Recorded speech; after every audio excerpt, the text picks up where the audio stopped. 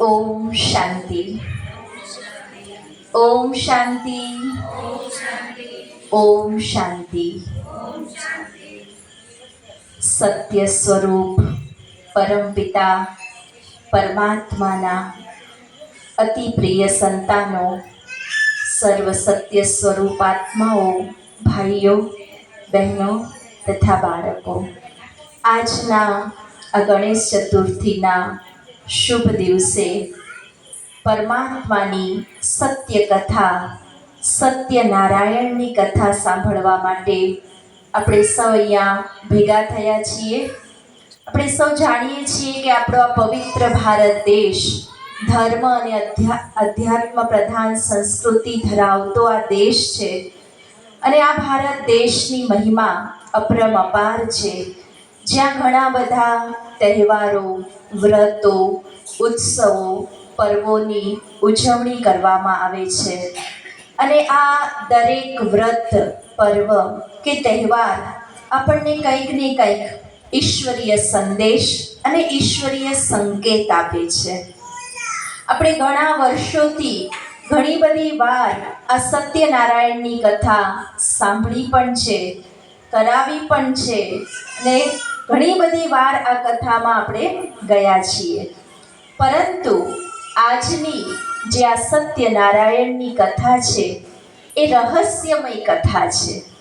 અહીંયા આ કથાને સાંભળતા સાંભળતા આપણે ફક્ત વાર્તા નથી સાંભળવાની, પણ એ વાર્તાનો અર્થ શું થાય અને એ વાર્તા આપણા જીવનમાં કઈ રીતે લાગુ પડે એ કહાનીને આપણા જીવન સાથે જોડીને આપણે સમજવાની છે। કારણ કે સત્યનારાયણની કથાનું ખૂબ જ ઊંચું મહત્તમ બતાવવામાં આવ્યું છે।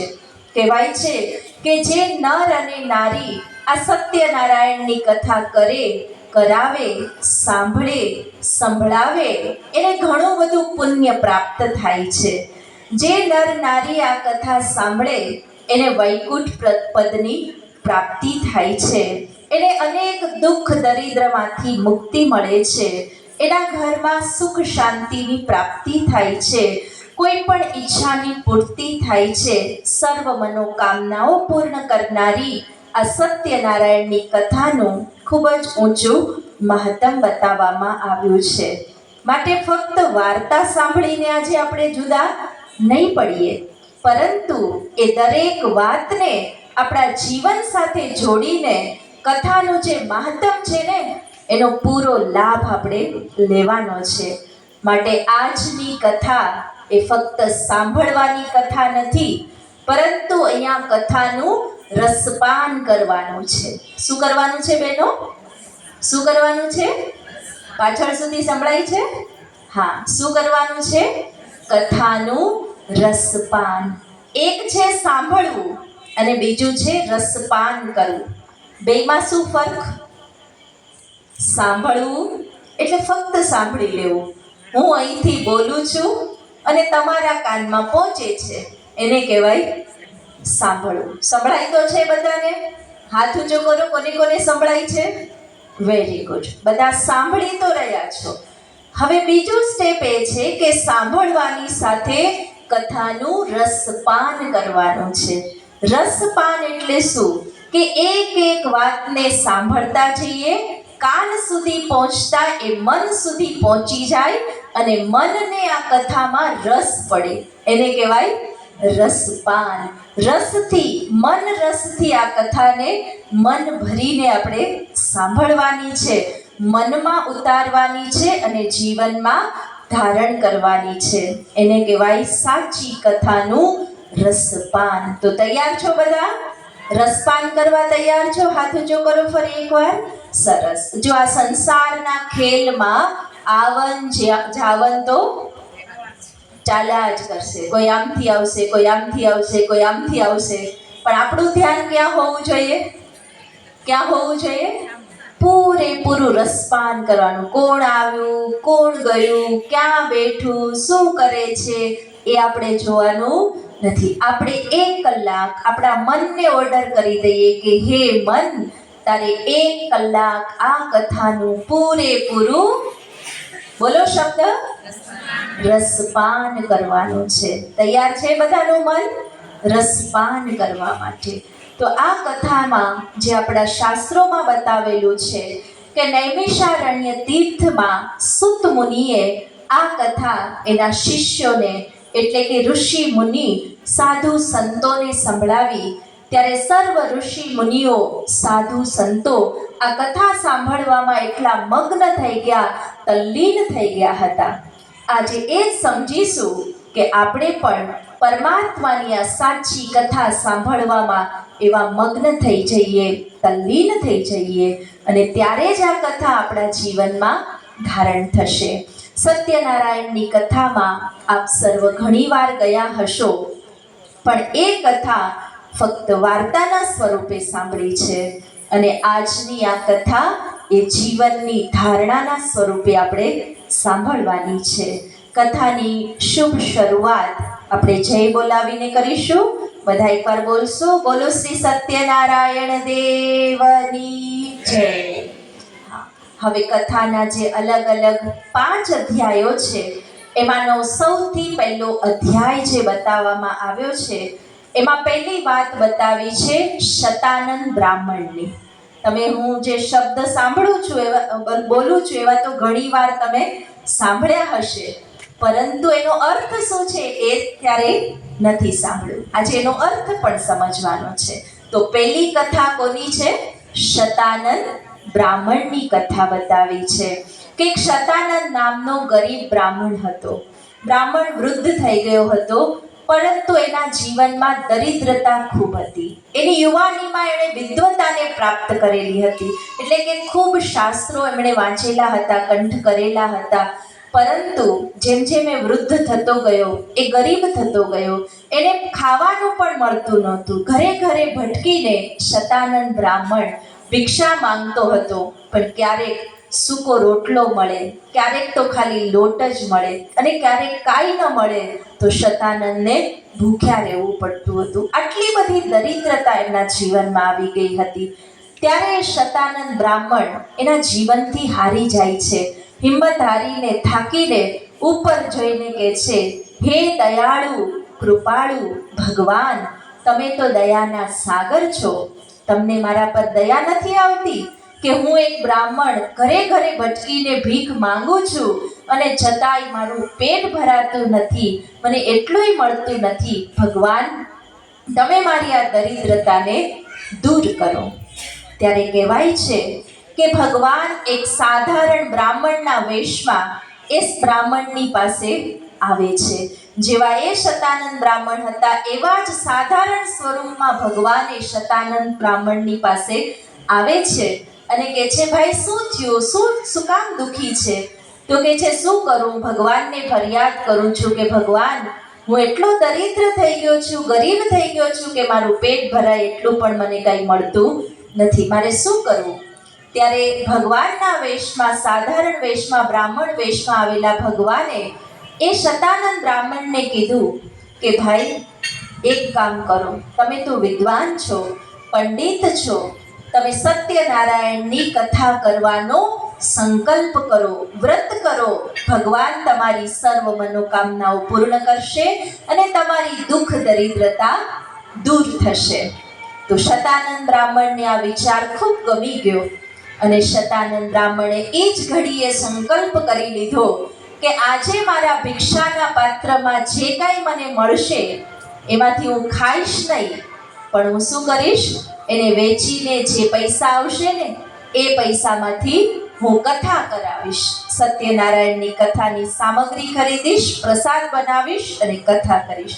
આવો સંકલ્પ શતાનંદ બ્રાહ્મણે કર્યો. શતાનંદ બ્રાહ્મણ પોતાનું ભિક્ષાનું પાત્ર લઈને ભીખ માંગવા માટે જાય છે, તો સામેથી એક બેન બોલાવે છે કે મહારાજ અહીંયા આવો, અહીંયા આવો. બ્રાહ્મણને નવાઈ લાગી કે રોજ તો ભિક્ષા માંગવા જાઉં છું ને કોઈ આપતું પણ નથી, અને આજ વળી સામેથી બોલાવે છે.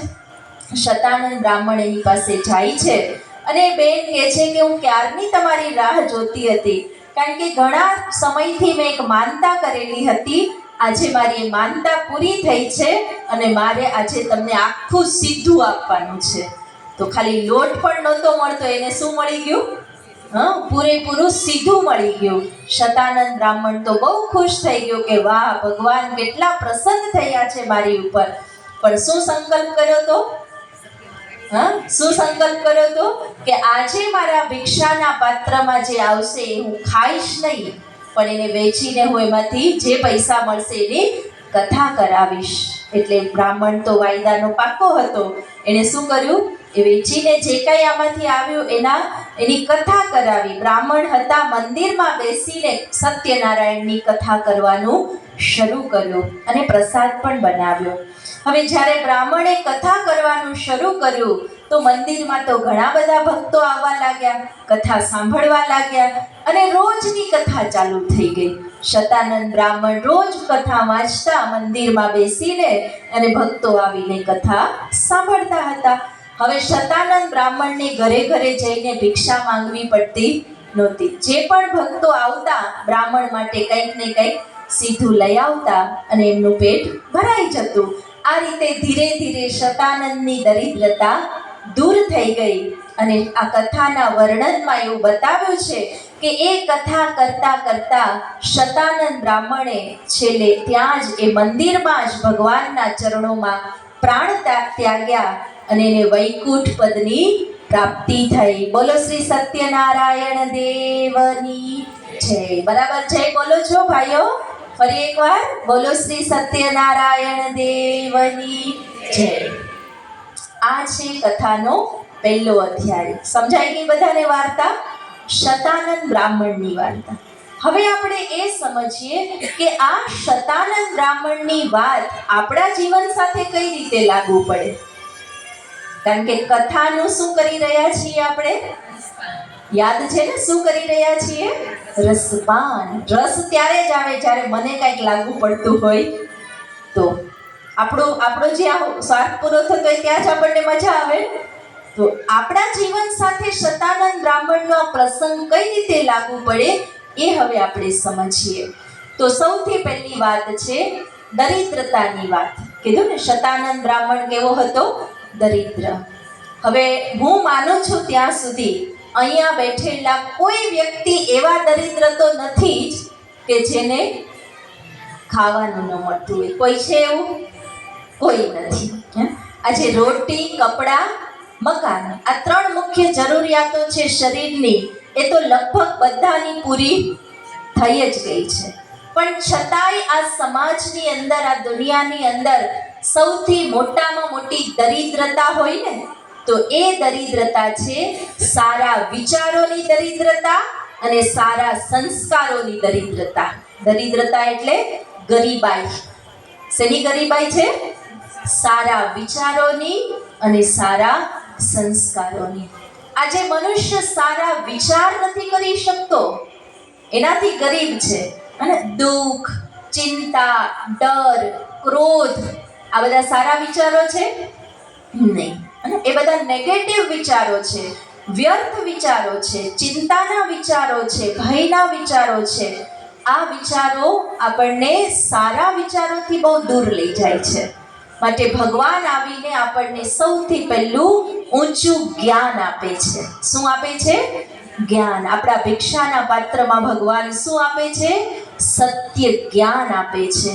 જ્ઞાન એટલે સમજ, અને જેના મનમાં સમજ આવે ને એને સારા વિચારો આવે. સારા વિચારો કોને કહેવાય? કે હું બહુ ખુશ છું. બોલો. ઘણાને થશે પૂછીએ નહીં ને કેમ બોલવું? સારું વિચારી તો શકાય કે નહીં? હું બહુ ખુશ છું. બોલો ફરીવાર. હું બહુ શક્તિશાળી છું. હું એકદમ શાંત છું. મારું મન ખૂબ સારું છે. મારું શરીર શક્તિશાળી છે. મારો પરિવાર ખૂબ સારો છે. મારી પાસે બધું જ છે. આ બધા શું છે?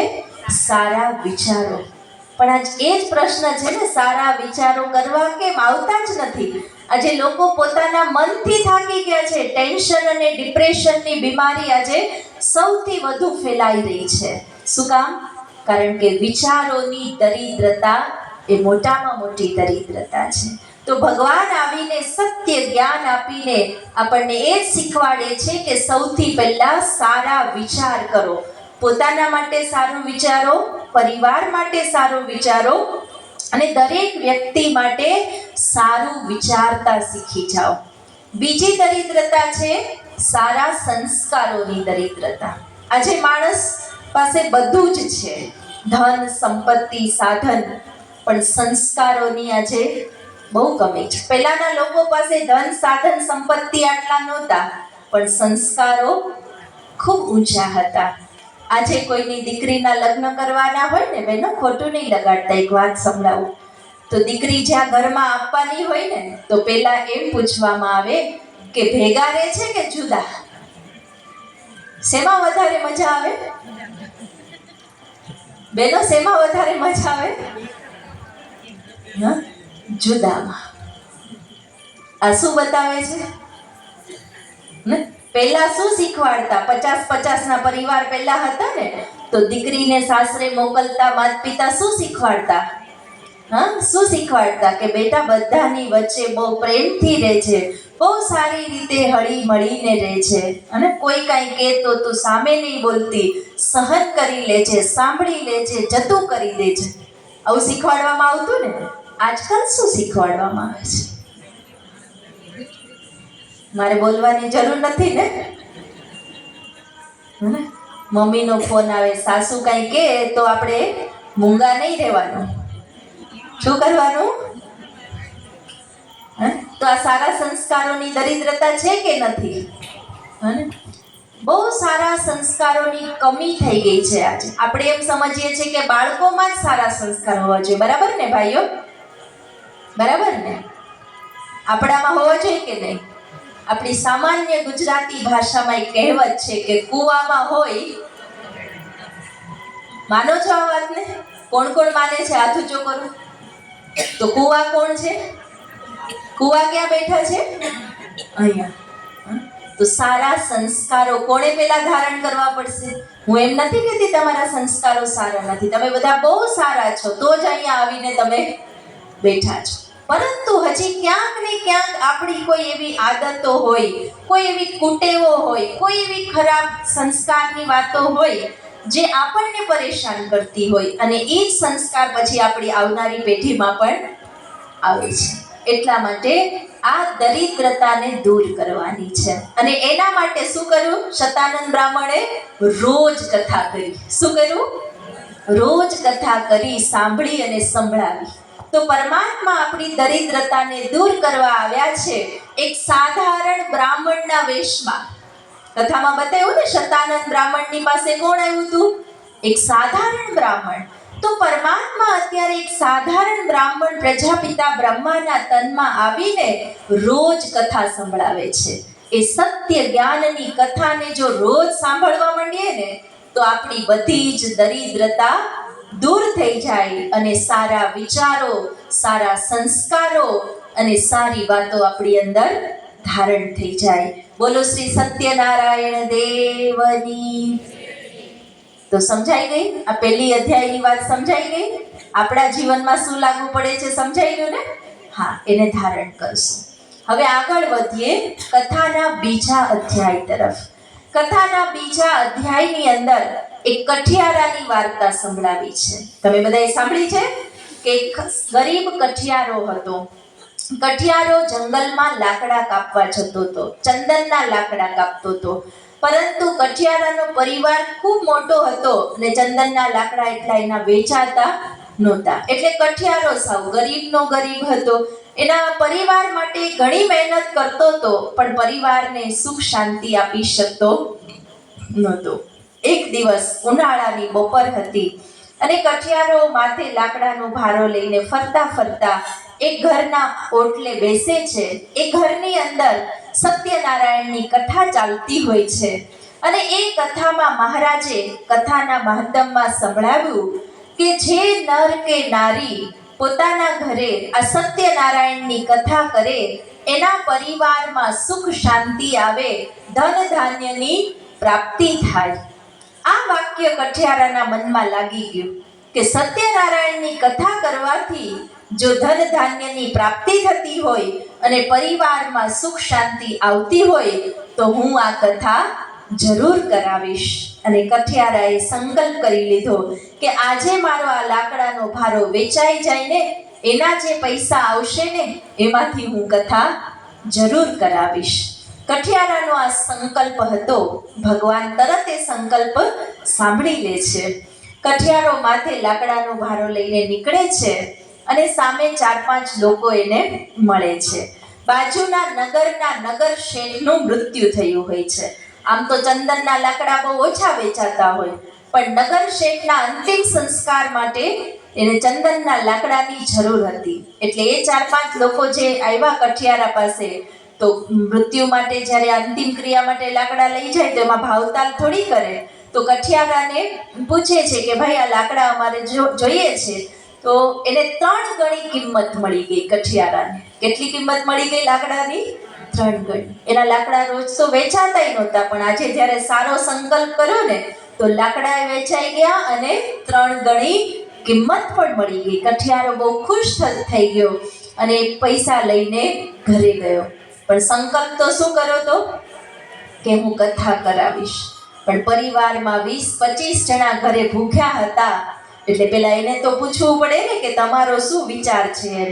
તો કઠિયારાએ વાત કરી કે આ રીતે આજે મેં સત્યનારાયણની કથા સાંભળી છે અને એમાં એવું સાંભળ્યું છે કે જે આ કથા કરાવે એના ઘરમાં સુખ શાંતિનું સામ્રાજ્ય આવે, ધન ધાન્યની પ્રાપ્તિ થાય.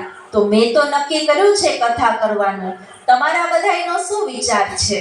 પરિવારજનોને પૂછ્યું કે હું તો પૈસા કમાઈને લાવ્યો, એમાંથી મારે તો કથા કરવી છે, પણ તમારે જો ખાવું હોય તો મારે પહેલા તમને ખવડાવવું પડે.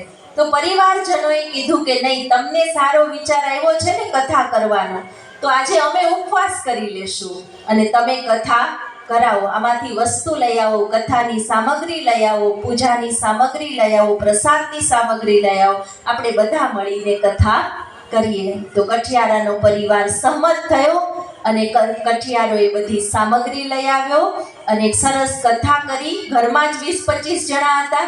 બધાએ બેસીને ખૂબ શ્રદ્ધા ભાવથી એક સત્યનારાયણની કથા કરી અને કહેવાય છે કથા સાંભળતા સાંભળતા એના પરિવારમાં સુખ શાંતિનું સામ્રાજ્ય છવાઈ ગયું અને એક સામાન્ય કઠિયારો એક મોટા પીઠાનો માલિક બની ગયો અને એના ઘરમાં ધન ધાન્યની ખૂબ મોટી પ્રાપ્તિ થઈ. બોલો શ્રી સત્યનારાયણ દેવની જય. આ છે કથાનો બીજો અધ્યાય. શું સમજીશું આમાંથી આપણા જીવનમાં? શું સમજીશું આપણે? પહેલામાં શું સમજ્યા યાદ છે ને? શું સમજ્યા આપણા જીવનમાં? સારા વિચારો અને સારા સંસ્કારો. બસ આ ગરીબીને દૂર કરવાની છે. એના માટે રોજ પરમાત્માના જ્ઞાનની કથા સાંભળવાની. બીજો અધ્યાય જે કઠિયારાનો પ્રસંગ છે એ આપણને શીખવાડે છે પરિવારની ભાવના. શું શીખવાડે છે? પરિવારની ભાવના. પહેલું તો કોઈ પણ વ્યક્તિ છે ખાલી સ્વાર્થનું ન વિચારે, બસ મારું ભલું થાય એટલે બધુંય થઈ ગયું. નહીં. આપણે સૌ જાણીએ છીએ કે આપણે પરિવારમાં રહીએ છીએ અને પરિવાર એ આપણા માટે ખૂબ જ અગત્યનો છે. અગત્યનો છે એટલે પરિવારમાં એકબીજા સાથે આપણે જોડાયેલા છીએ અને બધાની સાથે હળી મળીને પ્રેમથી રહીએ તો જ આપણે ખુશી ખુશીથી જીવન વિતાવી શકીએ. પરંતુ પરિવારમાં એક મત હોવી પણ જરૂરી છે. કઠિયારાએ જ્યારે સંકલ્પ કર્યો સારો, તો કઠિયારાને જ્યારે વધારે પૈસા મળ્યા તો લાલચ ન થઈ કે હું આ વધારે પૈસા છે ને થોડાક સાચવી રાખું ને થોડાકની કથા કરાવું. લાલચ રાખી કઠિયારાએ? નહીં. તો પહેલી વસ્તુ એ સમજવાની છે કે કોઈ પણ શુભ સંકલ્પ કરીએ ને તો લાલચ અને સ્વાર્થથી મુક્ત રહીએ કે મને કંઈક મળવું જોઈએ એવી લાલચ કે સ્વાર્થ ભાવથી કોઈ કર્મ ન કરીએ. બીજું, પરિવારમાં હળી મળીને એક મત થઈને રહીએ. આ 5 આંગળી દેખાય છે બધાને? બરાબર દેખાય છે? બધી એક સરખી છે કે તમારા હાથની જોવો તો? તમારા હાથની જુઓ તો એક સરખી છે? કોઈની એક સરખી નથી. કોઈની પાંચે પાંચ આંગળીઓ એક સરખી નથી. તમારા પરિવારના 5 સભ્યો છે, એક સરખા છે? કોઈ આવું છે, કોઈ આવું છે, કોઈ આવું છે? બધા જ અલગ અલગ છે. શરીરથી નહીં, બાહ્ય દેખાવથી તો અલગ જ છે, પણ બધાના મનના વિચારો અલગ છે, બધાની રહેણી કહેણી અલગ છે, બધાની બોલવા ચાલવાની રીત અલગ અલગ છે, બધાનું બધું અલગ અલગ જ છે. એટલે કહેવાય છે વેરાયટી આત્માઓનો પરિવાર. કેવો છે? કેવો છે બોલો? હા, તો આજથી આપણે સમજીશું કે મારો પરિવાર વેરાયટી ફૂલોનો બગીચો છે. બગીચામાં શું હોય? બોલો શું હોય? હા, બગીચામાં તમે જાઓ તો ખાલી નકરા ગુલાબ ગુલાબ ગુલાબ હોય તો મજા આવે જોવાની? નહીં. ક્યાંક ગુલાબ હોય, ક્યાંક મોગરો હોય, ક્યાંક જાસૂદ હોય, ક્યાંક સૂર્યમુખી હોય, ગલગોટા હોય તો મજા આવે ને? મજા આવે કે ન આવે? વેરાયટીમાં મજા આવે. તો આપણા પરિવારના 5 સભ્યો છે. કેવા છે? કેવા છે? વેરાયટી. તો વેરાયટીમાં પણ આપણે ખુશ રહેવાનું છે. શું કરવાનું છે? વેરાયટીને પણ આપણે જોતા જોતા ખુશ થવાનું કે વાહ, આ તો ગુલાબનું ફૂલ છે, આ તો બીજું મોગરાનું ફૂલ છે, આ ચંપા કે ચમેલીનું ફૂલ છે. એક એક નામ આપી દો તમે તો ખુશી થશે એને જોઈને તમને. બીજું કે પરિવારમાં કોઈ એક વ્યક્તિ જો સારું કરવા જતું હોય ને તો ક્યારેય એને રોકવા નહીં. બહેનો ભાઈઓ બધા યાદ રાખજો. માની લો તમારા ઘરમાંથી એક દાદીમાં છે અને રોજ સત્સંગમાં જાય છે અને કંઈક વળી ક્યારેક એમ કીધું કે આજ મારે 5-50 રૂપિયા ત્યાં દેવા છે, મને આપો ને. ક્યારેય ના ન પાડવી. શું કામ? શું કામ? તમારા પરિવારમાંથી એક વ્યક્તિ સારા માર્ગે જાય છે ને એનું પુણ્ય કદાચ તમે બધાય ખાતા હોય. બની શકે કે નહીં? અને એનું પુણ્ય તમને બધાને મળતું હોય, એનાથી તમે સુખ ભોગવતા હોય.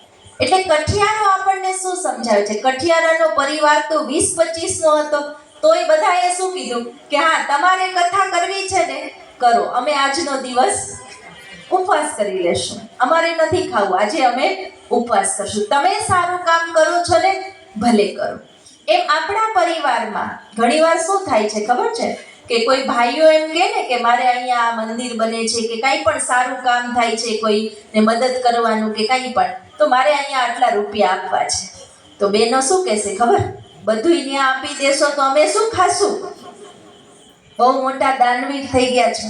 ઘણીવાર અમે સાંભળ્યું છે કે ઘણા ભાઈઓ પછી ગુપ્ત જ કરી દેતા હોય છે, ઘરે કહે જ નહીં, કારણ કે એને રોકે. તો આપણે શું શીખશું? રોકવાના. ભાઈઓએ પણ નહીં રોકવાના. ઘણીવાર શું થાય કે કોઈ બહેનો સારું કાર્ય કરવા જતા હોય તો ભાઈઓ શું કહે છે, અમે અહીંયા ઘરમાં બેઠા છીએ, છાનુના ઘરમાં બેસી જાઓ, ક્યાંય જવાની જરૂર. ઘણા ભાઈઓ તેમ કે અમે જ ભગવાન છીએ, પગે લાગી લ્યો અમને એટલે આવી ગયું. નહીં. કોઈ પણ વ્યક્તિ સારા કામ કરવા જતું હોય ને ત્યારે એના કામમાં આપણે આડો પગ. આ એક કઠિયારાની વાતમાંથી આપણે શીખવાનું છે. તો આપણા પરિવારમાં સુખ શાંતિનું સામ્રાજ્ય આવે. કથા કરવાથી આવે એનો મતલબ શું છે કે સારું કામ કોઈ પણ કરો એમાં બધા એક થઈને કરો ને તો પરિવારમાં સુખ શાંતિ આવે. સુખ શાંતિનું સામ્રાજ્ય એટલે શું કે બધા હળી મળીને એક થઈને એક મત થઈને સારું કામ કરે તો બધું જ પ્રાપ્ત થઈ શકે છે. માટે આ કઠિયારાનો પ્રસંગ એ આપણને પરિવારની ભાવના શીખવાડે છે. પરિવારમાં વેરાયટી તો હોવાની જ ને. એક વાર્તા સંભળાવું તમને નાનકડી કે આ 5 આંગળી વચ્ચે એકવાર ઝઘડો થઈ ગયો અને 5 આંગળી બધામાંથી બધી કહે છે હું મોટી, હું મોટી, હું મોટી. એમ ઘરમાં બધાય શું કહે? હું મોટી, હું મોટી, મારું સાંભળો, મારું સાંભળો, મારું માનો, હું કહું એમ કરો. બધું એવું જ થાય છે. તો 5 આંગળી બધી કહે છે હું મોટી. તો રાજા પાસે ન્યાય લેવા ગઈ. રાજાએ કીધું તમે બતાવો કેમ તમે મોટા છો? તો અંગૂઠો કહે છે હું તો મોટો જ છું, કારણ કે જ્યાં કોઈનું કાંઈ ન ચાલે ત્યાં મારી સ્ટેપ ચાલે, એટલે હું મોટો છું. પેલી આંગળી કહે છે કે હું ભગવાન તરફ ઈશારો કરું છું, બધાને ભગવાનનો રસ્તો બતાવું છું, એટલા માટે હું મોટી છું. બીજી કહે છે કે સત્યને સાબિતીની જરૂર જ નથી, બધી આંગળીઓમાં મોટી કોણ છે? હે ને? આ બીજી આંગળી છે, એટલે હું તો દેખાવ જ છું મોટી, એટલે મારે સિદ્ધ કરવાની જરૂર નથી. પછીની આંગળી કહે છે હું તો તિલક કરું છું, શુભ કાર્ય મારા હાથે થાય છે એટલે હું મોટી છું. ને ટચલી કહે છે કે મેં એકલીએ ગોવર્ધન પર્વત ઉઠાવી લીધો. શ્રી કૃષ્ણએ મારી એકની મદદ લીધી અને આખો ગોવર્ધન પર્વત ઉઠી ગયો. રાજા કહે છે તમે બધાય બરાબર છો, તમારી વાત એકદમ સાચી છે. હવે તમે બધાય એક એક બુંદીના થાળ આપ્યા અને એમ કીધું કે એક એકમાં એક એક જાઓ અને લાડુ બનાવો. બુંદીના લાડુ બનાવો હોય તો એકલી એકલી આંગળીએ બને બહેનો? નહીં, એકેયથી લાડુ વળ્યો નહીં. તો કીધું હવે શું કરવું? તો રાજાએ કીધું બધા એકમાં જાઓ, બધા એક થાળીમાં જાઓ અને પછી લાડુ બનાવ. તો બની જાય કે ન બની જાય? બની જાય. તો આ વાત શેની છે? આપણા પરિવારની છે કે પરિવારમાં 5 હોય ને 5 વેરાયટી હોય ને તોય આપણે એને ખુશીથી સ્વીકારવા, સહન કરવું, જતું કરવું. કારણ કે 5 ભેગા મળીએ ને ત્યારે જ કંઈક સારું કાર્ય આપણે કરી શકીએ છીએ. સમજાઈ ગઈ આ વાર્તા? કઠિયારાની વાત. બોલો શ્રી સત્યનારાયણ દેવની જય. હવે કથાનો ત્રીજો અને લાંબો અધ્યાય છે. બધા રસપાન કરી રહ્યા છો? ખાલી સાંભળતા તો નથી ને? રસ આવી રહ્યો છે મનને? એક એક વાતને પોતાના જીવન સાથે જોડતા જજો, ખૂબ મજા આવશે તમને આ કથામાં. ત્રીજો અને લાંબો અધ્યાય, અને એ તમે બધાએ 2 શબ્દો તો સાંભળ્યા જ હશે, સાધુ વાણિયો અને લીલાવતી કલાવતી. સાંભળ્યું છે? પેલી કથામાં તમે ગયા હોય, બીજું કઈ ન સાંભળ્યું હોય, પણ આ શબ્દો તો સાંભળ્યા જ હોય. એક સાધુ વાણિયો અને એક સાંભળ્યું છે ને બધાએ? તો હવે ત્રીજી વાર્તા એની છે. એક નગરની અંદર એક વણિક શેઠ હતા અને એની પત્નીનું નામ હતું લીલાવતી.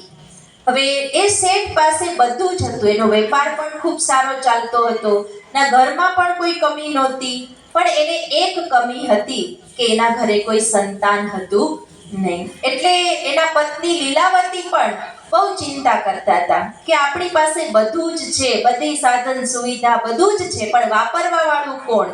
કોઈ નથી. એમ કરીને લીલાવતી દુખી થયા કરતા હતા. એક દિવસ એ સાધુ વણિક જે વાણિયો હતો એ છે એક રાજાની ત્યાં કથા ચાલતી હોય છે અને એ કથાના માધ્યમમાં પણ એ વણિક સાંભળે છે કે જે નર નારીને સંતાનની પ્રાપ્તિ કરવી છે, જો એ આ કથા કરવાનું વ્રત કરશે, સંકલ્પ કરશે તો એની ઈચ્છા પૂર્ણ થશે.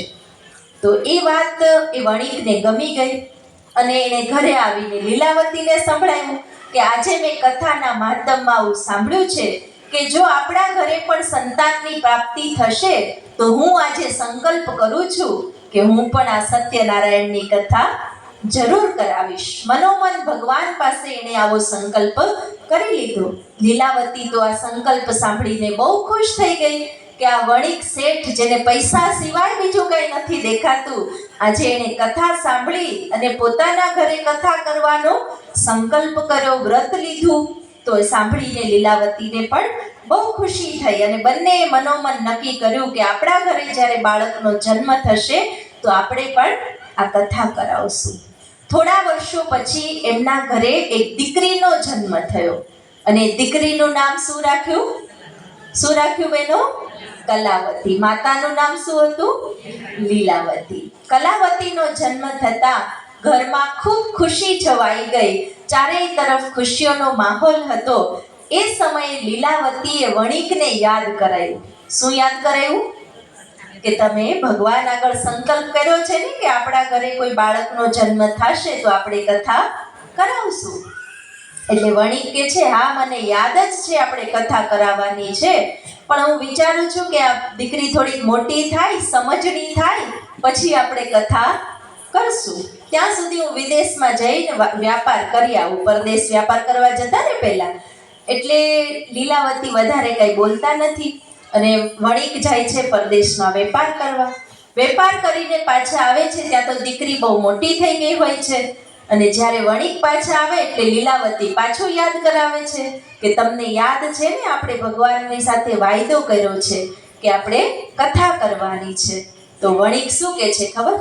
કે દીકરી મોટી થઈ ગઈ છે, હવે એના લગ્ન કરી નાખીએ ને, પછી દીકરીને જમાઈને બેયને પૂજામાં બેસાડી અને આપણે કથા કરશું.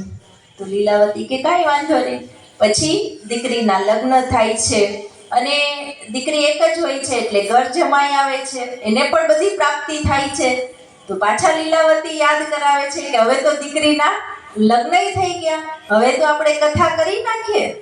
તો વણિક શું કહે છે કે હવે શું ઉતાવળ છે, કથા તો કરવાની જ છે ને, હવે તો આપણે નિવૃત્ત થઈ જવાનું છે, પણ હું મારો પેલા પરદેશમાં જે વેપાર ચાલે છે ને એ બધું હું જમાઈને બતાવી આવું, કારણ કે આજ મારો દીકરો છે, એને બધું મારે સોંપવાનું છે.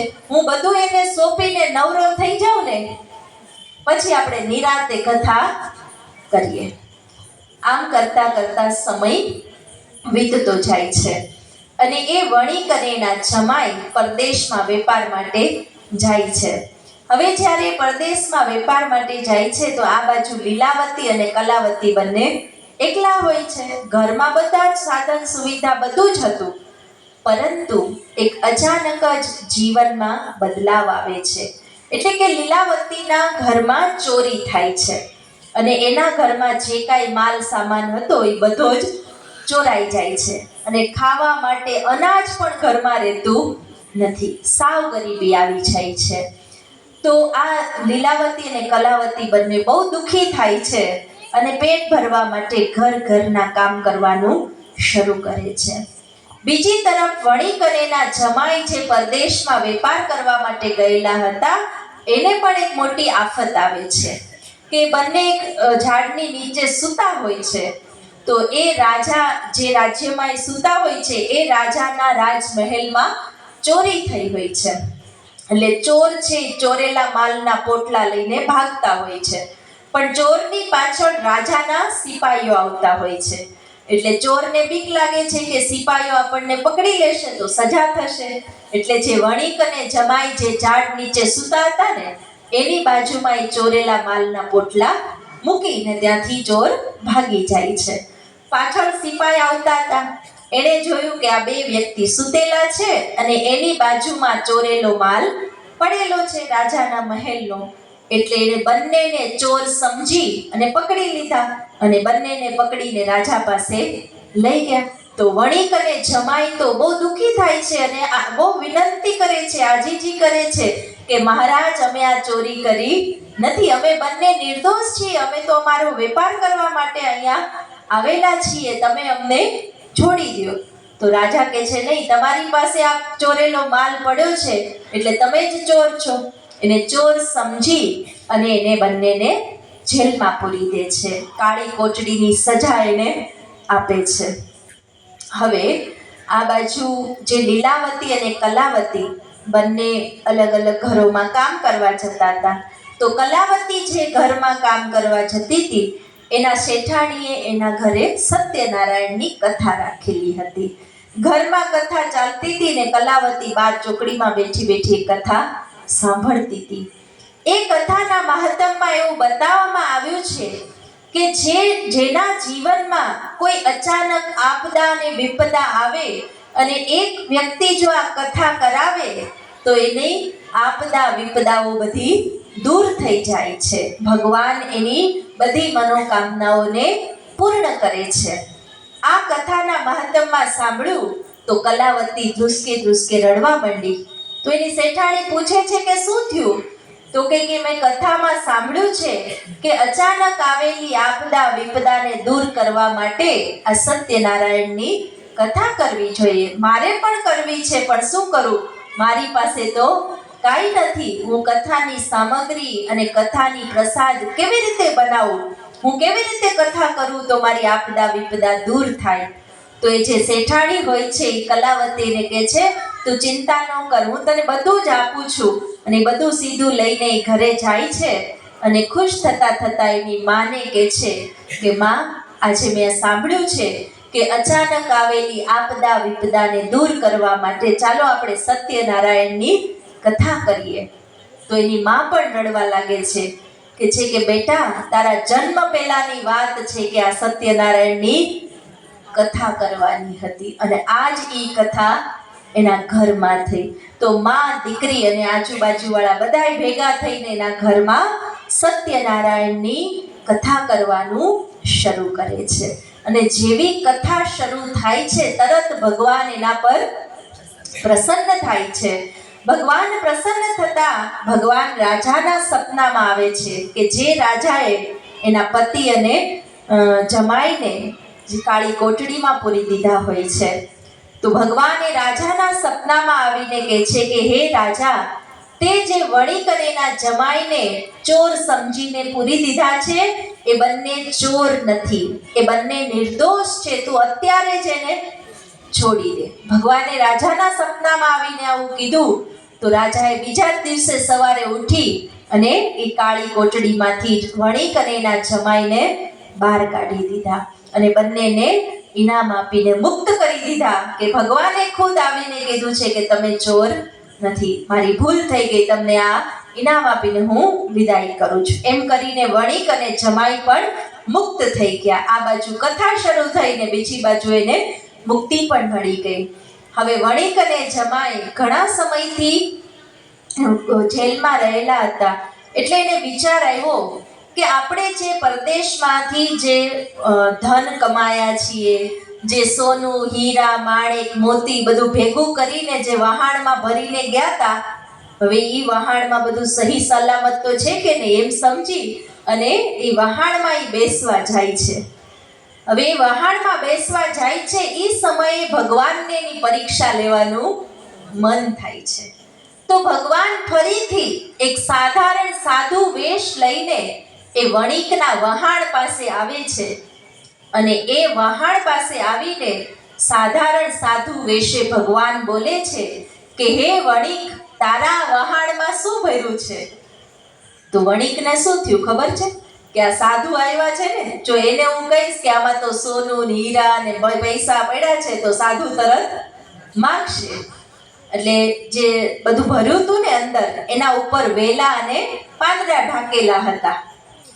એટલે વણિકે શું કીધું, મહારાજ આમાં તો કાંઈ નથી, બસ વેલા અને પાંદડા જ છે, કાંઈ નથી, વેલા અને પાંદડા જ છે. આવું 2 વાર બોલ્યો ને તો જે સાધારણ સાધુ વેશે ભગવાન આવ્યા હતા ને એને હાથ આમ કરીને કીધું તથાસ્તુ. શું કહી દીધું? તથાસ્તુ. હવે ભગવાન જે સાધારણ વેશે આવેલા હતા એ તો ત્યાંથી જતા રહ્યા તથાસ્તુ કહીને. આ બાજુ વણિક અને જેના જમાઈ હતા એને થયું કે ઘણા લાંબા સમયથી આપણે જેલમાં હતા, અંદર પડેલું બધું સલામત તો છે ને, લાવ જોઈ લઈએ. તો વેલા અને પાંદડા ઊંચા કરવા લાગ્યા. ઊંચા કરતા ગયા તળિયા સુધી શું મળ્યું?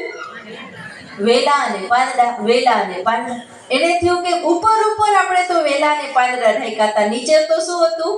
સોનું, હીરા, માણેક, મોતી, પૈસા બધું હતું અને આખું વહાણ વેલા પાંદડાનું કેમ થઈ ગયું? ફરી એને યાદ આવ્યું કે હમણાં જે સાધારણ સાધુ વેશે આવેલા જે હતા એ કોઈ સામાન્ય હતા નહીં, એ તથાસ્તુ કહીને ગયા ને એમાં આ બધું વેલા પાંદડા થઈ ગયું. એટલે ફરીથી એ વણિક જે સાધારણ વેશે આવેલા ભગવાન હતા એના પગલે પગલે જાય છે, એની પાછળ જાય છે અને સાચા દિલથી એ સાધારણ સાધુ વેશે આવેલા ભગવાન પાસે વણિક માફી માંગે છે કે હે ક્ષમાના સાગર, હે દયાળુ કૃપાળુ ભગવાન, હું તમારા સાધારણ સ્વરૂપને ઓળખી શક્યો નહીં અને તમારી સામે હું ખોટું બોલ્યો. શું કર્યું? ખોટું બોલ્યો. અને ખોટું બોલવાની સજા શું મળી? શું મળી સજા? બધું સોનું, હીરા, માણેક, મોતી શું થઈ ગયું? વેલા અને પાંદડા. ભગવાન આ મારી મોટામાં મોટી ભૂલ મને સમજાઈ ગઈ, ભગવાન તમે મને માફ કરજો. અને કહેવાય છે ને કે ભગવાન તો રહેમદિલ છે, ક્ષમાના સાગર છે. ગમે એટલી મોટી ભૂલ કરીને પણ જો સાચા દિલથી ભગવાન પાસે માફી માંગે ને તો ભગવાન એની ભૂલને માફ કરી દે છે. તો ભગવાને ફરીથી હાથ આમ કરીને શું કીધું? તથાસ્તુ. એટલે કે પહેલા જેવું હતું એવું જ પાછું થઈ જાય. તો ભગવાને પાછું વરદાન આપ્યું તો પાછું સોનું હીરા માણેક મોતીથી વહાણ ભરાઈ ગયું. હવે એ વહાણમાં બેસીને જે વણિક અને જમાઈ છે એ પોતાના નગર તરફ પાછા આવતા હોય છે. આ બાજુ લીલાવતી અને કલાવતી શું કરતા હોય છે? કથા સાંભળતા હોય છે. એની કથા ચાલતી જ હોય છે. કથા પૂરી થવાની તૈયારી હોય છે, પ્રસાદનો સમય હોય છે. એવા સમયે ગામના કોઈ લોકોએ આવીને લીલાવતી કલાવતીને કીધું કે ઘણા વર્ષોથી તમારા પિતા અને પતિ જે પરદેશમાં વેપાર માટે ગયા હતા એનું વહાણ હવે દૂરથી આવતું હોય એવું સાગરમાં દેખાય છે, દૂરથી દેખાય છે. એટલે લીલાવતી તો ધીરજ ધરીને બેઠી રહી, કથા સાંભળતી રહી. પણ કલાવતીએ શું કર્યું? અધીરી બની ગઈ અને દોડવા લાગી. યુવાન હતી, દોડવા લાગી કે કેટલા વર્ષોથી મેં મારા પિતા અને પતિને જોયા નથી, એને મળી નથી. એટલે એ કથા અને પ્રસાદનો અનાદર કરે છે અને દોડીને સાગર કિનારે જાય છે. જેવી એ સાગર કિનારે પહોંચે છે, દૂરથી આવતું વહાણ એને સાગરમાં ડૂબતું દેખાય છે. જે વહાણ તરતું આવતું હતું એ ધીરે ધીરે ડૂબવા લાગે છે અને એના પતિ અને પિતા પણ અદૃશ્ય થવા લાગે છે.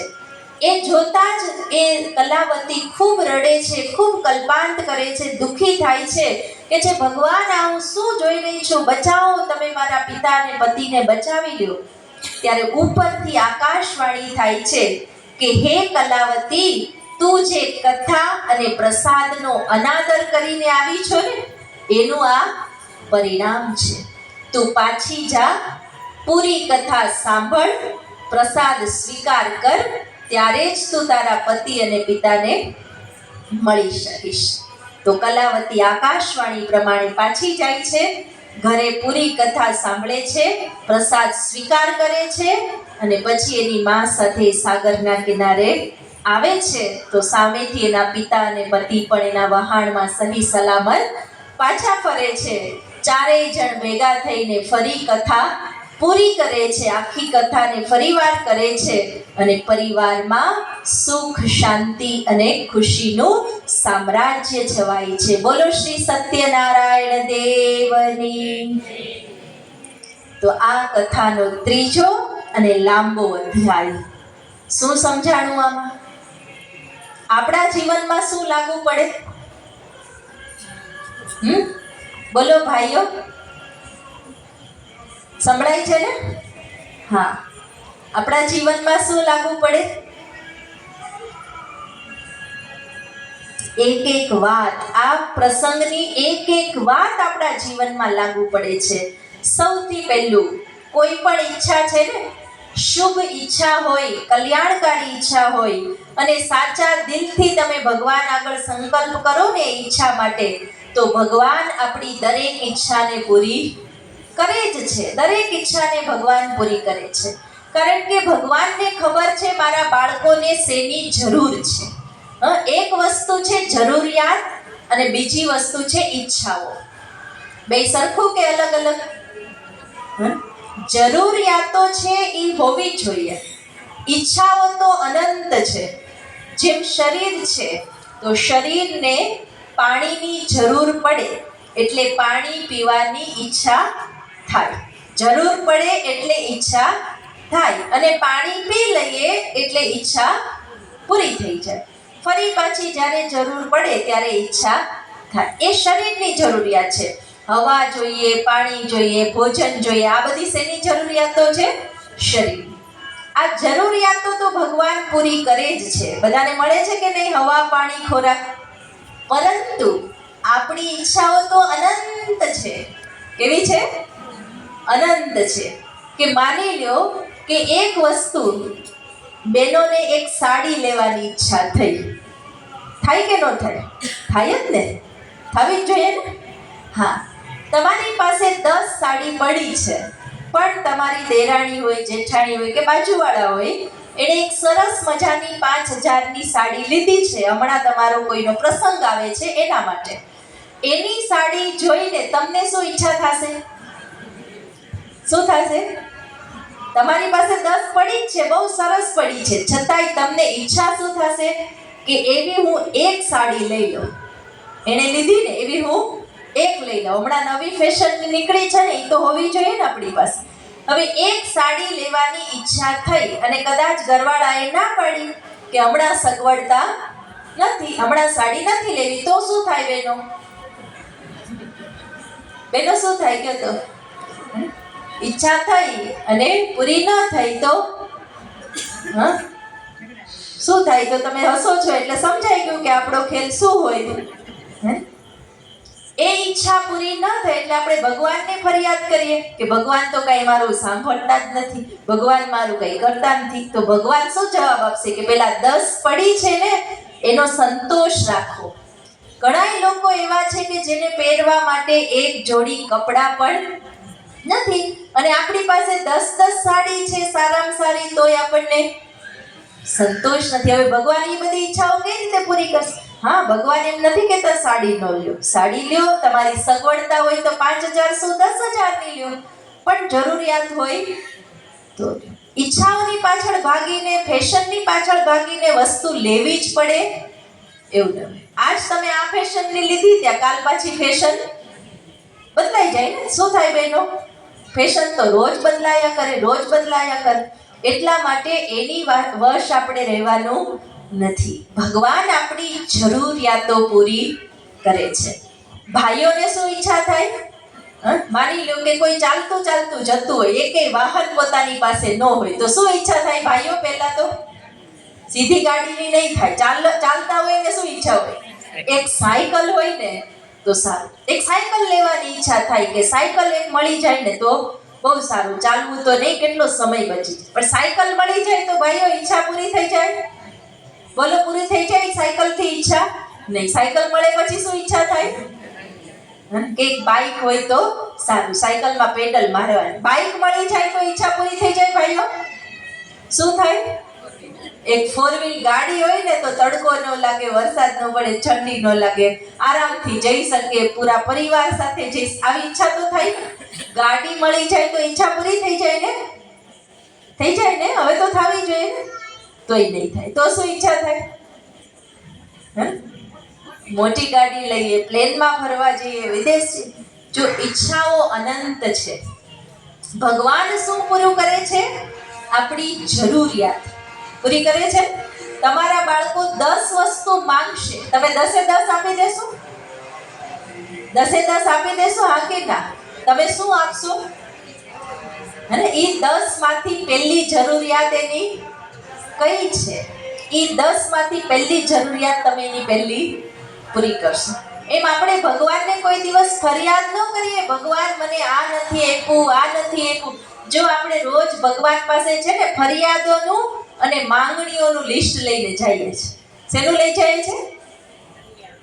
ફરિયાદ અને માંગણી. આ બે વસ્તુ રોજ આપણે મૂકીએ. ભગવાન આ જોઈએ છે, આ જોઈએ છે, આ જોઈએ છે. 10 વસ્તુ જોઈએ છે. ભગવાન હજી મને આ નથી આપ્યું, આ આમ કરે છે, આવા છે, આ આમ છે, એટલે ફરિયાદ. હવે ક્યારેય ભગવાન પાસે શુક્રિયાનું લિસ્ટ લઈને ગયા છો? આભાર ભગવાન, તમે મને ઘણું બધું આપ્યું છે. 2 હાથ જોડો બધા અને મારી સાથે બોલો, ભગવાન તમે મને ઘણું બધું આપ્યું છે. તમારો ખૂબ ખૂબ આભાર. બસ આ લિસ્ટ લઈને રોજ જવાનું. કયું? શું આપ્યું છે ભગવાને? આપણે એમ કહેતા હતા કે આ સાડી નથી આપી કે આ ગાડી નથી આપી, પણ ભગવાને જે આપ્યું છે ને એની કિંમત કરો. કેટલું ભગવાને આપણને આપ્યું છે અને ભગવાન હજુ આપે જ છે. આપણી જરૂરિયાતો ભગવાન પૂરી કરે જ છે. એટલા માટે ઈચ્છાઓનું લિસ્ટ લઈને, માંગણીઓનું લિસ્ટ લઈને ન છે. સાચા દિલથી આપણી જરૂરિયાત જે હોય ને એ ભગવાનને કહી દઈએ અને ભગવાનની ઉપર છોડી દઈએ. ચિંતા ન કરીએ ક્યારે પૂરું થશે. ભગવાન આપણી જરૂરિયાત એના સમય ઉપર પૂરી કરી દેશે એવો વિશ્વાસ રાખીએ. બીજું આ કથામાં જે પ્રસંગની અંદર બતાવ્યું કે જ્યારે વણિકે વાયદા કર્યા ભગવાનને કે હા હું કથા તો કરીશ, પણ ક્યારે કરીશ? ક્યારે કરીશ? પહેલા તો બાળકનો જન્મ થાય, પછી જન્મ થયા પછી મોટા થાય, પછી મોટા થયા પછી લગ્ન થાય, પછી લગ્ન થયા પછી બધું સોંપીને નવરા થયા પછી કથા કરશું. હવે આપણે આપણી જાતને પૂછીએ, ક્યાંક આપણે તો ભગવાન સાથે આવા વાયદા નથી કરતા ને, કે કરીએ છીએ? આમાંથી કોઈને પણ એમ કહેવામાં આવે ને કે તમે આવો મેડિટેશન કરો, રોજ ફક્ત 1 કલાક બસ ભગવાનની કથા સાંભળવા આવો. જ્ઞાન એટલે શું છે? ભગવાનની કથા. તમારો બધોય થાક દૂર કરી દે એવી કથા છે ભગવાનની. રોજ ખાલી 1 કલાક સાંભળવાનું હોય તો શું કહેશે બહેનો ભાઈઓ? શું જવાબ છે? ટાઈમ નથી. ચાલો, હું માનું છું તમે બધા બહુ બિઝી છો, ટાઈમ નથી. હવે મને કહો, ટાઈમ ક્યારે મળશે? વણિકની જેમ બતાવો, ક્યારે ટાઈમ મળશે? ક્યારે નવરા થશો? હજી તો છોકરાઓ નાના છે ને. વણિકે શું કીધું તું? આ કથા આપણી છે, વણિકની નથી. આ તમને હસું શું કામ? આ બધી કથાઓ આપણને જ લાગુ પડે છે. આપણે તો ખાલી વણિકની કઠિયારાની જ વાતો કરીએ, આપણા જીવન સાથે કોઈ દિવસ એને જોડી નથી. વણિકની વાત આપણને બતાવે છે કે વણિકે આવા જ વાયદા કર્યા કે આ કામ પૂરું થઈ જાય ને, હજી તો છોકરાઓ નાના છે, થોડાક મોટા થાય ને પછી મોટા થાય ને એટલે શું કે હવે બસ એના લગ્ન કરી નાખીએ ને એટલે આપણે છૂટા. આમાંથી કોણ કોણ સાસુમાઓ બેઠા? જાતું ચોકરો સાસુમા હોય. હા, સાસુમા. કોણ છૂટા થઈ ગયા? છૂટા થઈ ગયા કે બંધાઈ ગયા? બંધાઈ ગયા. હજી તો એમ કહેશે કે હવે આ એના છોકરાઓ મોટા થોડાક થઈ જાય ને, આપણે હિંચકા નાખી દઈએ, થોડાક મોટા થઈ જાય ને પછી શું કરશું? પછી કથામાં આવશું, એટલે કે પછી ભગવાનને યાદ કરશું, ભગવાનનું જ્ઞાન સાંભળશું. પછી તમને ખબર છે કે આ તમારું શરીર એ ચાલતું હશે? ખબર છે કોઈને? કાલ સવારે શું થશે ખબર છે? નહીં. પણ આપણે ભગવાન સાથે આવા જ વાયદા કરીએ છીએ. એ વાયદા પૂરા નથી થતા. પણ પછી જ્યારે અચાનક જીવનમાં દુઃખ આવે ને, કાંઈક વિપદા આપદા આવે ને, એટલે તરત કોણ યાદ આવે? હે ભગવાન, હવે તમે કાંઈક કરો. કહીએ છે ને, પહેલા તો ટાઈમ જ ન હોય ભગવાન માટે. પછી શું કહીએ? કાંઈક આપદા વિપદા આવી એટલે કોનો સહારો લેવો પડે? પછી એમ કે ભગવાન હવે તમે કાંઈક કરો, તમે અમને આમાંથી બચાવો, તમે અમને આમાંથી છોડાવો. ભગવાન કે અત્યાર સુધી ક્યાં હતા? કહેશે કે નહીં ભગવાન? ભગવાનનો પ્રકોપ નથી હોતો. જેમ બતાવ્યું ને કથામાં કે ભગવાન નારાજ થયા એટલે એને જેલમાં જવું પડ્યું ને આને ચોરી થઈ. ભગવાનનો પ્રકોપ નથી, પોતાના કર્મનો પ્રકોપ છે. શેનો પ્રકોપ છે? ભગવાન તો દયાળુ છે, ભગવાન સુખના સાગર છે, દુઃખ નથી આપતા. ક્યારે દુઃખ આવે ને તો ભગવાનને દોષી નહીં ગણતા. ભાઈઓ બહેનો, આજથી પાક્કું કરી લેજો. દુઃખ આવે છે જીવનમાં, ભગવાન નથી આપતા. આપણા કર્મના ફળ સ્વરૂપે આપણે દુઃખ ભોગવીએ છીએ. એટલે જ તો દુઃખી થઈને ભગવાન પાસે જઈએ છીએ. જો ભગવાને દુઃખ આપ્યું હોય તો એની પાસે થોડા જઈએ આપણે? જેને દુઃખ આપ્યું છે થોડા દૂર કરશે? નહીં. ભગવાન ક્યારેય દુઃખ નથી આપતા. ભગવાન સુખના સાગર છે, સુખદાતા છે. એ સુખ આપે છે, પણ દુઃખ આવે ને ત્યારે એની કિંમત થાય છે. એટલા માટે દુઃખ આવે એ પહેલા કહેવાય ને, જે પાણી આવે એ પહેલા પાળ બાંધી દે. એટલે સારો સમય જિંદગીનો ચાલતો હોય ને ત્યાં જ ભગવાનને યાદ કરી લે. ખાલી આપદા વિપદામાં નહીં. હા, ભગવાન આપણી આપદા વિપદાઓ દૂર કરવા આવે જ છે. જો સાચા દિલથી એને યાદ કરીએ ને, જેમ બતાવ્યું ને કે આ બાજુ લીલાવતી અને કલાવતીએ કથા કરવાનું શરૂ કર્યું, તરત ભગવાને શું કર્યું? રાજાના સપનામાં આવ્યા અને વણિકને એના જમાઈને છોડાવ્યા. તો ભગવાન તો આપણને સાથ આપવા માટે હર પલ હર ઘડી તૈયાર છે. આપણે એનો સાથ લેવા તૈયાર છીએ? એટલા પ્રેમથી એને યાદ કરીએ, એવો નજીકથી એની સાથે સંબંધ બાંધી લઈએ કે જ્યારે જરૂર પડે ને પેલું કોણ યાદ આવે? ભગવાન યાદ આવે. પેલું ભગવાન યાદ આવે ને તો આપણું દરેક કામ સહજ થઈ જાય. તો આ કથાના આ જે પ્રસંગની બીજી વાત શું બતાવી છે કે ભગવાન સાથે વાયદો કરો છો ને કે આ થઈ જાય પછી, આ થઈ જાય પછી નહીં. આજથી અને અત્યારથી જ ભગવાનને યાદ કરી લ્યો. અત્યારથી જ ભગવાન સાથે સાચો સંબંધ બાંધી લ્યો. કારણ કે ભગવાન સિવાય આપણો સહારો બીજો કોઈ નથી. એટલે જ તો આપણે ગાઈએ છીએ કે ત્વમેવ માતા પિતા ત્વમેવ ત્વમેવ બંધુ સખા ત્વમેવ. ભગવાન જ આપણા સાચા માતા પિતા બંધુ સખા સ્વામી સર્વસ્વ છે. આ પ્રસંગની અંદર એક સત્યતાની વાત પણ બતાવી છે. જેમ ભગવાને એની કસોટી કરી કે સાચું બોલે છે કે ખોટું બોલે છે, તો વણિકે શું કીધું? વહાણમાં શું ભર્યું છે? વેલા અને પાંદડા. તો શું થઈ ગયું બધું? તથાસ્તુ. હવે એમ આપણે શું કરીએ છીએ ખબર છે? આપણે દુઃખી થયા કરીએ અને એવું નબળું નબળું બોલ્યા કરીએ ને વિચાર કરીએ, મારી પાસે તો કાંઈ નથી, હું તો બહુ દુઃખી છું, હું તો બીમાર છું, મારા ઘરમાં કોઈ સારું નથી. એટલે ભગવાન શું કરે છે? બોલો શું કરે છે? તમારે એવું તથાસ્તુ કરવું છે?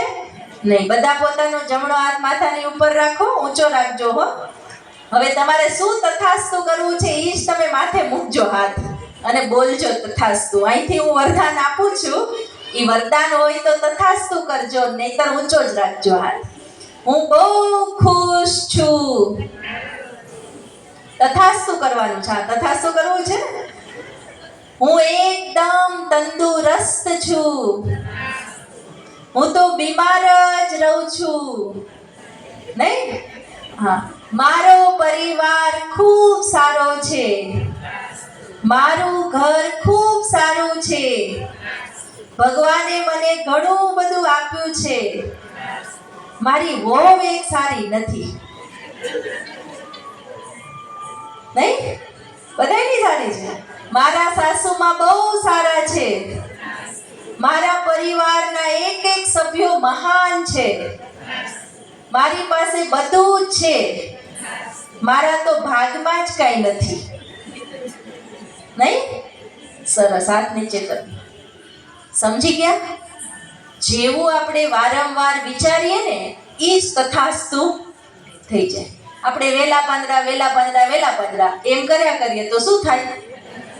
મારી પાસે તો કાંઈ નથી, આ કાંઈ નથી, કાંઈ નથી તો કાંઈ. હા, જે છે ને એને સારું બોલો. કદાચ શરીરમાં કોઈ બીમારી હોય ને તો પણ એમ નહીં કહો, અરે રે આ ટાંગા કેવા દુખે છે. નહીં, શું કહેવાનું? વાહ મારા ચરણ કમળ. કરો, હાથ ફેરવો, હાથ ફેરવો. વાહ મારા ચરણ કમળ કેટલા વર્ષોથી ચાલ્યા આવે છે અને હજી વિચાર કરો, 50 વર્ષ કોઈ ગાડીના ટાયર ચાલે છે ભાઈઓ? આજકાલ ગાડી લ્યો ને નવી તો શું કે ભાઈઓ કે 5 વર્ષે ટાયર બદલી નાખજો. કે ને સારા હોય તો બદલી નાખજો, નહીતર ગમે ત્યારે એક્સિડન્ટ થાય. તો ગાડીના ટાયર કેટલા વર્ષથી ચાલે છે? કોઈના 25 વર્ષથી, કોઈના 40 વર્ષથી, કોઈના 60 વર્ષથી, 70 વર્ષથી ચાલે છે કે નહીં? તો આજ તો ફેરવો ને જરાક. હા, બહુ સારા છે કે આ ગાડીના ટાયર સારું સારું બોલો, તથાસ્તુ થઈ જશે. દુખે છે બોલો, ઈ તથાસ્તુ થઈ જશે. એટલે પછી આપણે રોજ ઉઠીને શું કહીએ? હાલતા જ નથી, હાલતા જ નથી. એટલે બિચારા હાલતા હોય તોય ઊભા થઈ જાય. પછી આપણે કે કોઈ સારું નથી, કોઈ સારું નથી. તો સારા હોય બગડી જાય. આપણા વાઇબ્રેશન તો મળે કે ન મળે? એટલે એ બધું તથાસ્તુ થતું છે. એટલે હંમેશા સારું બોલો અને સાચું બોલો. શું કરો? સારું બોલો, સાચું બોલો. ઘણાને એવો સ્વભાવ જ એવો હોય, દુઃખ જ ગાયા રાખવાનું. શું કરવાનું? બસ નકરું દુઃખ જ ગાય. જે મળે ને જાણે બધા એના ડોક્ટર હોય ને એમ બધા એની પાસે શું કરશે? આમ થાય છે, નામ થાય છે, નામ છે, ફલાણું છે, બસ ઈ જ વર્ણન કરે. તો શું થાય એનાથી? સારું થાય કે ખરાબ થાય? ખરાબ થાય. તો શું તથાસ્તુ કરવું છે તમારે?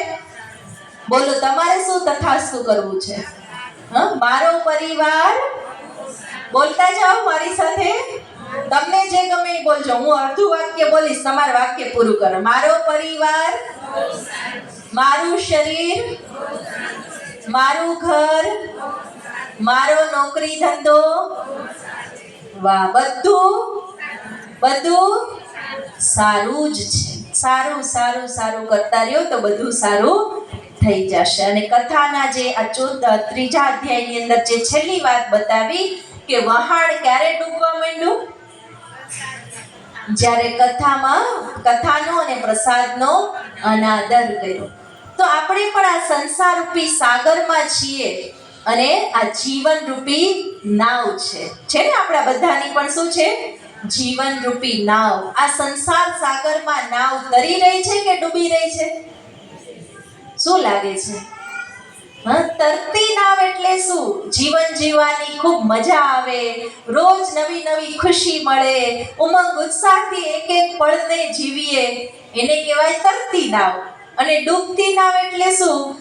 જીવીએ ખરા પણ મરતા મરતા.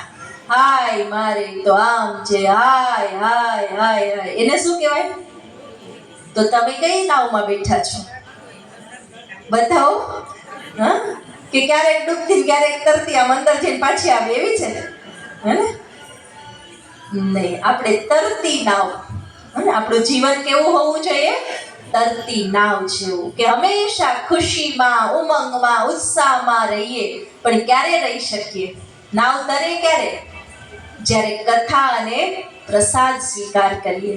તો મેં તમને અગાઉ પણ કીધું કે પરમાત્મા આવીને રોજ સત્ય જ્ઞાનની કથા સંભળાવી રહ્યા છે અને યાદરૂપી પ્રસાદ ખવડાવી રહ્યા છે. તમારે બધાને ખાવો છે? ખાવો છે કે નહીં? તમને એમ થશે અહીંયા ટંકોરી વાગી નથી, પ્રસાદ મળશે કે નહીં? જો અહીંયા ભગવાનના ગળે પ્રસાદ ધરાઈ ગયો છે એટલે પાક્કું છે, મળવાનો તો છે જ, પણ સમજીને મળશે અહીંયા પ્રસાદ. તો કથાનો પ્રસાદ, કે ભગવાન આવીને જ્ઞાનની કથા અને યાદનો પ્રસાદ આપી રહ્યા છે. ફક્ત રોજ 1 કલાક આ કથા અને પ્રસાદને તમે સ્વીકારો ને તો તમારું જીવનરૂપી નાવ કેવું થઈ જાય? તરવા માંડે, ડૂબે છે ને. ટેન્શન, ડિપ્રેશન, અનિદ્રા, ચિંતા, દુઃખ, દર્દ માં ડૂબી ગયા છે માણસો. છે ભગવાન આવ્યા છે બધાને તારવા માટે, તરતી નાવ કરવા માટે. તો ભગવાનની નાવમાં બેસીશું કે નહીં?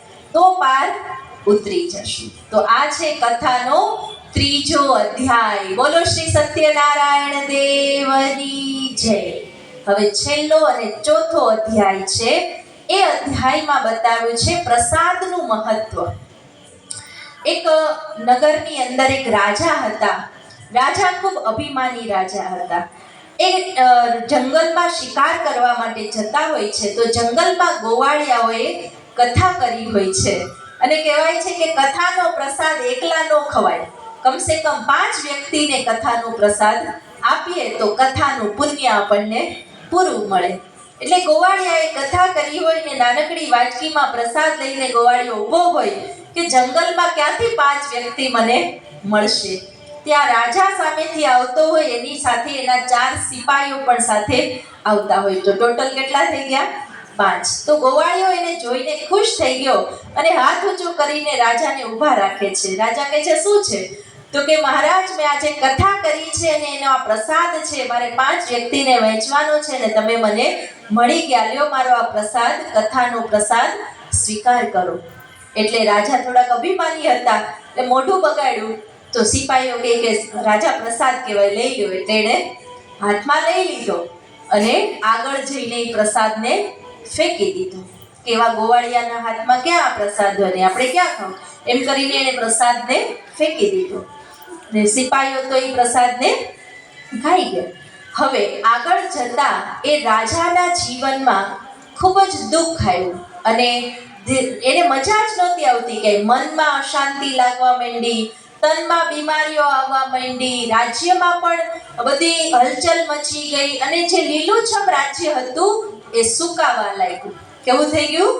એકદમ સુકાવા લાગ્યું. પ્રજા એકદમ દુઃખી થવા લાગી અને રાજા એકદમ દુઃખી થઈ ગયો. ત્યારે ઉપરથી આકાશવાણી થઈ કે આ રાજાએ જે કથાનો પ્રસાદ ફેંકી દીધો છે ને એના લીધે આ એને પરિણામ મળ્યું છે. પાછો એ પ્રસાદ એને ખવડાવો તો એને ફરી પાછું બધું જ મળી જશે. હવે સિપાહીઓને તો આવડા મોટા જંગલમાં એ પ્રસાદ રાજાએ ક્યાં ફેંકો, કેમ ખબર પડે? તો એ સિપાહીઓ એ પ્રસાદને શોધવા નીકળ્યા. હતો જરાક એવો પ્રસાદ ને જંગલમાં તો કેટલી બધી કીડીઓ હોય, એમાંથી કીડીઓના મોઢામાંથી એ પ્રસાદ કાઢીને રાજાની જીભ ઉપર મૂક્યો અને એ પ્રસાદ ખાઈને રાજાને ફરીથી મનની શાંતિ મળી, તનની તંદુરસ્તી પાછી મળી અને જે રાજ્ય સૂકું થઈ ગયું હતું એ પાછું લીલુંછમ થઈ ગયું, પ્રજા પણ એકદમ સુખી થઈ ગઈ અને ફરીથી એનું રાજ્ય સરસ રીતે ચાલવા લાગ્યું. બોલો શ્રી સત્યનારાયણ દેવની જય. આ ચોથો અને નાનકડો અધ્યાય પણ પ્રસાદનું કેટલું ઊંચું મહત્વ બતાવ્યું છે. આપણા જીવનમાં પણ પ્રસાદનું એટલું જ મહત્વ છે. બધાને અનુભવ છે કે તમે તમારા ઘરે શીરો બનાવો અને કથાના પ્રસાદનો, મહાપ્રસાદનો શીરો તમે ખાઓ, બેયના સ્વાદમાં કઈ ફેર લાગે? ફેર લાગે કે ન લાગે? બહુ ફેર લાગે. શું કામ? શું કામ ફેર લાગે? કથાના પ્રસાદમાં જે વસ્તુ વપરાય એ જ ઘરે બનાવી એમાં વપરાય. વસ્તુ તો કઈ અલગ વપરાતી નથી, પણ એ પ્રસાદનો સ્વાદ કેમ મીઠો હોય છે? પ્રસાદ એટલે કે જેમાં પ્રભુની યાદનો સ્વાદ ભળેલો હોય. શું ભળેલું હોય? પ્રભુની યાદનો સ્વાદ ભળે એને કહેવાય પ્રસાદ. ખોટું નહીં લગાડતા. આજકાલ તો એવું છે કે પ્રસાદ એ લોકો શું કરે છે, દુકાનોમાંથી ખરીદી આવે અને ભગવાન આગળ બોક્સ સીધું લાવીને મૂકી દે. એમ પ્રસાદ બને બેનો? બેનો પ્રસાદ કેમ બને મને સમજાવો. બેનો પ્રસાદ કેમ બને? જ્યારે એ પ્રસાદમાં ભાવ ભળેલો હોય, આપણા દિલની ભાવનાઓ ભળેલી હોય, એ પ્રસાદમાં ભગવાનની યાદ ભળેલી હોય, ત્યારે જ એ પ્રસાદ બને છે. સમજ્યા? તો એવો પ્રસાદ જે આપણા ઘરે પણ આપણે બનાવીએ ને, ભલે કઈ રોજ શીરો ન બનાવીએ આપણે ઘરે, પણ ઘરે પણ જ્યારે શાક રોટલી બનાવીએ, ચા ભાખરી બનાવીએ, પણ જો ભગવાનની યાદમાં બનાવીએ ને તો ત્રણેય ટાઈમનું ભોજન શું બની જાય બેનો? કોણ કોણ પ્રસાદ બનાવી શકે? હાથ ઊંચો કરો. બનાવી શકે? બધા બનાવી શકે. ભાઈઓ તાલી પાડો. તમારા ઘરમાં કાલથી શું બનશે? કાલથી જ બનશે ને? પ્રસાદ. ઘણાને આદત હોય ભોજન બનાવતા બનાવતા મોબાઈલમાં પિક્ચર ચાલુ હોય, સિરિયલનું ચાલુ હોય ઢીશુમ ઢીશુમ, અને પછી એમાં રસોઈ બનતી હોય, કાં તો વાસણ પછાડતા પછાડતા મૂડ ઓફમાં ભોજન બનતું હોય, કાં તો ગુસ્સે થતા થતા ભોજન બનતું હોય, કાં તો રોતા રોતા ક્યારેક ભોજન બનતું હોય. ઈ ભોજન પ્રસાદ બને? બને બેનો? ક્યારેય ન બને. તમારા ઘરમાં તમે દેવીઓ છો ને? એક એક બેઠેલી દેવીઓ છે. દેવીઓના હાથમાં તમે અન્નપૂર્ણા દેવી છો. દેવીઓના હાથમાં 3 ટાઈમનું ભોજન છે. તમે જે ઈચ્છો એ તમારા ઘરના સભ્યોને ખવડાવી શકો છો. જેવા વિચારો ભેળવીને ખવડાવો હોય ને એવું. ઘણી વાર કોઈ નથી કહેતું કે આણે એને વશ કરી લીધા છે, કે આને કાંઈક ખવડાવી દીધું છે. સાંભળો છો ને કે આને કાંઈક ખવડાવીને, હવે જો બીજા કોઈ કાંઈક ખવડાવીને નેગેટિવ રીતે વશ કરતા હોય તો આપણે ભગવાનની યાદ ભેળવીને, સારા વિચારો ભેળવીને, શાંતિ, શક્તિ, ખુશી, પ્રેમ ભેળવીને ખવડાવી શકીએ કે ન ખવડાવી શકીએ? તો ભગવાનને વશ કરી શકીએ કે ન કરી શકીએ? કરી શકીએ કે નહીં? ઘરના સભ્યોને ભગવાનની યાદનું ખવડાવીને ભગવાનમાં એનું મન લગાડી શકીએ કે નહીં?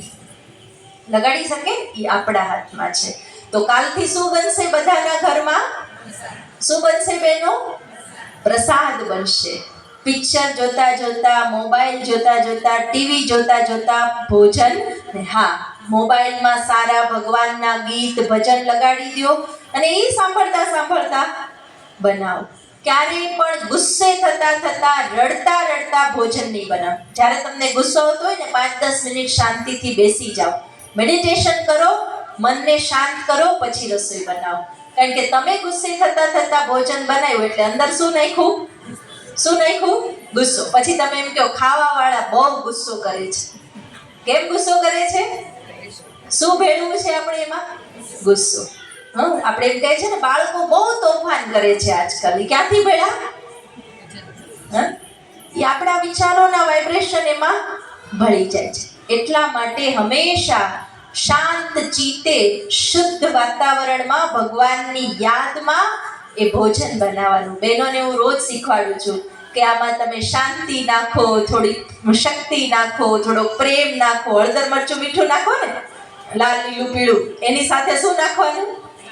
શું નાખવાનું? શાંતિ, પ્રેમ, ખુશી, આનંદ, શક્તિ, સુખ, આ બધું ભેળવીને ખવડાવવા માંડો કાલથી. શું થશે? શું થશે? પ્રસાદ બનશે અને ખાવાવાળાનું મન શુદ્ધ થશે. ઘણા માતાઓ અમારી પાસે ફરિયાદ લઈને આવે છે, બેન અમારો દીકરો વ્યસનની લતે ચડી ગયો છે, અમારા ઘરવાળા અમારી વાત માનતા નથી, ઉલટા રસ્તે છે, શું કરવું? અમે એને એક જ વસ્તુ શીખવાડીએ, તમારા હાથમાં એનું ભોજન છે. તમે એને રોજ સારા વિચાર ભેળવીને ખવડાવો, ભગવાનની યાદ ભેળવીને ખવડાવો, એનું મન એ કઈ દિશામાં લાગશે? કઈ દિશામાં? ભગવાનની દિશામાં લાગી જશે. તો કરી શકાય કે નહીં બહેનો? અને તો કથાનો પ્રસાદ એટલે મીઠો લાગે છે કે જ્યારે વસ્તુ ખરીદવા ગયા હોય ને ત્યારે શું યાદ હોય? કે ભગવાન માટે પ્રસાદ બનાવવાનો છે, એના માટે આ શીરો ખરીદીએ છે, ઘી ખરીદીએ છે, ખાંડ ખરીદીએ છે. બીજું બનાવતી વખતે બનાવનારની પણ શું ભાવના હોય? શું ભાવના હોય? કે મારા ફલાણાને બહુ શીરો ભાવે છે, એના માટે હું બનાવું છું, ફલાણા માટે બનાવું છું, એ ભાવ નહીં હોય. બનાવનારની ભાવના પણ શું હશે? કે હું ભગવાન માટે મહાપ્રસાદ બનાવું છું. એ મહાપ્રસાદ બન્યા પછી પણ ભગવાનની આગળ ધરવામાં આવે છે. ભગવાન આગળ ધરવાથી ભગવાન ખાઈ નથી જતા. કોઈનું ખાઈ ગયા છે અત્યાર સુધીમાં? ભગવાનને આપણું કાંઈ નથી જોતું. ભગવાન ખાઈ નથી જતા. ભગવાનને અર્પણ કરવાથી ભગવાન એમાં શક્તિ ભરે છે. શું ભરે છે? શક્તિ ભરે છે. ભગવાનની ભોજનને શુદ્ધ કરે છે અને ભગવાનના વાઇબ્રેશન એમાં ભળી જાય છે. ભગવાન આગળ એ પ્રસાદ રાખે ને, જેમ તમારા ઘરે કોઈ મહેમાન આવ્યા હોય, તમે એને 10 વસ્તુ પીરસીને આમ સામે મૂકો, દિવાળી હોય, પ્રસંગ હોય, તો એ બધું ખાઈ જાય છે? નહીં. પણ આપણે શું કરીએ છીએ કે આપણી ભાવના હોય ને, ધરવું પડે, પીરસવું પડે ને, એટલે આપણે પીરસીએ છીએ. એમ ભગવાન ખાઈ નથી જતા. ભગવાન આપણી ભાવનાનો સ્વીકાર કરે છે અને એ ભોગના સ્વરૂપે સ્વીકાર કરી ભગવાન આપણી બધી ભોગનાઓને દૂર કરે છે અને ભગવાન એ ભોજનને પ્રસાદ બનાવી દે છે. અને આવો પ્રસાદ જે રોજ ખાય એનું મન કેવું થઈ જાય? કેવું થઈ જાય? એકદમ શુદ્ધ થઈ જાય, શાંત થઈ જાય, શક્તિશાળી બની જાય. આજકાલ બહુ મમ્મીઓને ટેન્શન છે કે બાળકોનું મન સ્થિર નથી, ભણવાનું યાદ નથી રહેતું, ટેન્શનમાં આવી જાય છે, કે છે ને? તો આ વસ્તુને દૂર કરવા માટે તમે ભોજનમાં સારા વાઇબ્રેશન, એને દૂધ પીવડાવો તો એમાં પણ સારા વાઇબ્રેશન ભેળવીને એને કંઈ પણ ખાવાનું પીવાનું આપો, એનું મન કેવું થઈ જશે? શાંત થઈ જશે, સ્થિર થઈ જશે. બહેનો, એક વાત યાદ રાખજો, તમે તમારા ઘરમાં પ્રસાદ બનાવીને ખવડાવો, ચાહે રોટલી ભાખરી બનાવો, પીઝા સેન્ડવિચ બનાવો, જે બનાવો ઘરમાં બનાવો. બહારનું બાળકોને કે કોઈને ખવડાવો. શું કામ? શું કામ? જવાબ આપો. જે બિઝનેસ છે જેનો, એને થોડી ભાવના છે કે ભાઈ હું ભગવાન માટે આ પ્રસાદ બનાવું છું કે આ ખાવાવાળાનું મન શાંત થઈ જાય, શુદ્ધ થઈ જાય, છે એને ભાવના? નહીં. એનો તો બિઝનેસ છે. એ તો બિઝનેસના ભાવથી બનાવે છે કે ભાઈ આપણો વેપાર સારો ચાલે, લોકો વધુ ખરીદે ને આપણને વધુ પૈસા મળે. એટલા માટે બહારનું ભોજન ખવડાવવા કરતા આપણા ઘરે આપણી જાતે બનેલું ભોજન આપણે ખાઈએ અને પરિવારને પણ ખવડાવીએ. એ શુદ્ધ હોય, સાત્વિક હોય અને ભગવાનની યાદ ભળેલું હોય. એટલા માટે બહેનો સાંભળો છો ને? બહેનો સાંભળો છો? હા, જેટલું બને એટલું મેક્સિમમ ઘરે બનાવીને જ આપણે ખવડાવીએ અને ભગવાન તો જ સ્વીકાર કરે જેમાં આપણી ભાવનાઓ ભેળવી હોય. બહારથી લાવીને મૂકી દઈએ તો ભગવાન સ્વીકાર કરશે? આપણો જે ભાવ છે એ ભગવાનને પ્રેમથી અર્પણ કરીએ. તો આ રીતે પ્રસાદ ખાવાથી આપણું મન છે ને એ બદલી શકે છે, આપણા વિચારોને આપણે બદલી શકીએ છીએ. આ છે પ્રસાદનું મહત્વ. બોલો શ્રી સત્યનારાયણ દેવની જય. તો કથાના 4 અધ્યાય અહીંયા પૂરા થયા. સમજાઈ ગયા 4 અધ્યાય? પહેલા અધ્યાયમાં કોની વાત સાંભળી? કોની વાત સાંભળી? શતાનંદ બ્રાહ્મણની. દરિદ્રતા કઈ છે આપણા જીવનમાં? સારા વિચારો, સારા સંસ્કારો. એ કઈ રીતે આવશે? રોજ કથા સાંભળીએ એટલે તમને એમ થશે કે આવી કથા શું રોજ ઘરે ઘરે કરવાની છે? નહીં, આ કથા નહીં, આ તો એક મહત્તમ સમજવાની કથા હતી. પણ સત્ય કથા એ સ્વયં સત્ય સ્વરૂપ પરમાત્મા આવીને રોજ જ્ઞાનની કથા સંભળાવે છે. તો એ જ્ઞાનની કથા છે ને એ રોજ 1 કલાક અહીંયા અમે બ્રહ્માકુમારી વિદ્યાલયમાં સંભળાવીએ છીએ. જે સાંભળવાથી રોજ આપણને સારા વિચાર મળે છે અને સારા વિચાર આવતા આપણા સંસ્કારો પણ સારા બની જાય છે. એટલે આપણી દરિદ્રતા બધી દૂર થાય છે. બીજા પ્રસંગમાં કોની વાત સાંભળી બેનો? કોની સાંભળી? ગઠિયારાની. ગઠિયારાની વાતમાં આપણે શું શીખ્યા? પરિવારની એકતા શીખ્યા ને. આ પરિવાર કેવો છે? કેવો છે બોલો? વેરાયટી છે. આ પાંચેય સરખી છે નહીં. એમ 5 વેરાયટીનો પરિવાર છે અને એ પરિવારમાં જ આપણે ખુશી ખુશીથી રહેવાનું છે. જે જેવા છે એને સ્વીકારીને સમજીને આપણે ચાલવાનું છે. અને એ પરિવારમાં એક વ્યક્તિ પણ જો સારું કામ કરતી હોય ને તો કોઈ દિવસ એને રોકવાના નહીં. આપણે સાથ આપવાનો કે હા કઈ વાંધો નહીં, તમે સારું કરો છો ને, અમે નથી કરી શકતા, તમે તો કરો છો, જાઓ કરો. હે ને? તમે સાથ આપશો તો એનું પુણ્ય કોને મળશે? તમને પણ મળશે. એટલા માટે પરિવારમાં હંમેશા એક થઈને રહીએ અને એકબીજાને સાથ સહકાર આપતા રહીએ તો જ પરિવારમાં સુખ શાંતિનું સામ્રાજ્ય આવે. ત્રીજા પ્રસંગમાં કોની વાત સાંભળી? સાધુવાણીઓ લીલાવતી અને કલાવતી. એ પ્રસંગમાંથી તો આપણે ઘણી બધી વાતો શીખ્યા ને. એક તો બહુ ઈચ્છાઓ નહીં રાખવાની. ઈચ્છાઓ અનંત છે એટલે ભગવાન આપણી જરૂરિયાતો પૂરી કરશે. બહુ ઈચ્છાઓ પાછળ ભાગીને દુખી નહીં થાવ. બીજું કે ભગવાનની સાથે વાયદા ન કરો, ખાલી વાયદાને નિભાવો. વાયદો નિભાવો અને દુઃખ આવે ત્યારે જ ભગવાન યાદ આવે નહીં. સુખમાં સિમરણ કરતા રહ્યો, ખાલી દુઃખમાં નહીં પણ દરેક પરિસ્થિતિમાં ભગવાનને યાદ કરો, ભગવાનને સાથી બનાવી દો અને ભગવાનની સામે ક્યારેય ખોટું કે નબળું નહીં વિચારો, નહીતર શું થઈ જશે? શું થઈ જશે? તથાસ્તુ. એટલે નબળું વિચારવાનું, નબળું બોલવાનું નહીં. અને ચોથું કે હંમેશા ભગવાનની નાવમાં બેસીને તરવાનું છે. ક્યારે તરશે આપણું જીવન? જ્યારે રોજ કથા સાંભળીશું અને યાદનો પ્રસાદ ખાઈશું તો આપણી જીવન રૂપી નૈયા પાર ઉતરી જશે. તો આ ત્રીજા પ્રસંગની અંદર આપણે સમજ્યા. અને ચોથો જે પ્રસાદનો પ્રસંગ છે એમાં શું સમજ્યા? કે આપણે હંમેશા ભગવાનની યાદમાં ભોજન બનાવવું. બને એટલું બહારનું ભોજન ન ખાવું. સ્વયં હાથોથી ભગવાનની યાદમાં બનાવીને ભગવાનની યાદની શક્તિ ભેળવીને ભોજન પરિવારને ખવડાવીએ તો પરિવારમાં ખૂબ સારું, બધાનું મન પણ શાંત અને શક્તિશાળી બની જશે. હવે આપણે કથાની જે સામગ્રી હોય ને એનો અર્થ સમજીએ. તમને ખબર હોય કે જ્યાં કથા કરવાની હોય ત્યાં આ રીતનો કેળનો મંડપ બનાવવામાં આવે ને બધી જગ્યાએ. અહીંયા પણ આપણે પહેલા આવીને જે કથાની પૂજા વિધિ હોય એ અમે બહેનો જ કરીએ છીએ અને દરેક વસ્તુનો અહીંયા પણ ઉપયોગ થાય છે. પણ અહીંયા જે વસ્તુ વપરાય છે એ વસ્તુનો અર્થ પણ સમજવા જેવો છે. સૌથી પહેલું કેળના જ પાન હોય છે. તમે જોજો ક્યાંય પણ કથા હોય ને તો શું હોય? બીજા કોઈ પાન ન હોય, કેળના પાન હોય છે. તો કેળની વિશેષતા શું છે? કેળા છે ને એ નરમ છે, મીઠા છે અને વળેલા છે, ઝૂકેલા. અત્યારે તો હાઇબ્રિડ કેળા કોક સીધા આવે છે પણ દેશી કેળા જે અસલી હોય ને એ કેવા હોય? ઝૂકેલા, વળેલા હોય. તો કેળની આ 3 વિશેષતા છે. તો એનો અર્થ એ થાય છે કે આપણે પણ કેળા જેવા મીઠા બનીએ, નરમ બનીએ અને ઝૂકીને ચાલીએ, અક્કડ થઈને નહીં રહે. સમજી ગયા? એટલે કેળના પાને ઝૂકી જાય. જો તમે ગમે ત્યાં લગાડો ને એટલે કેવા થઈ જાય?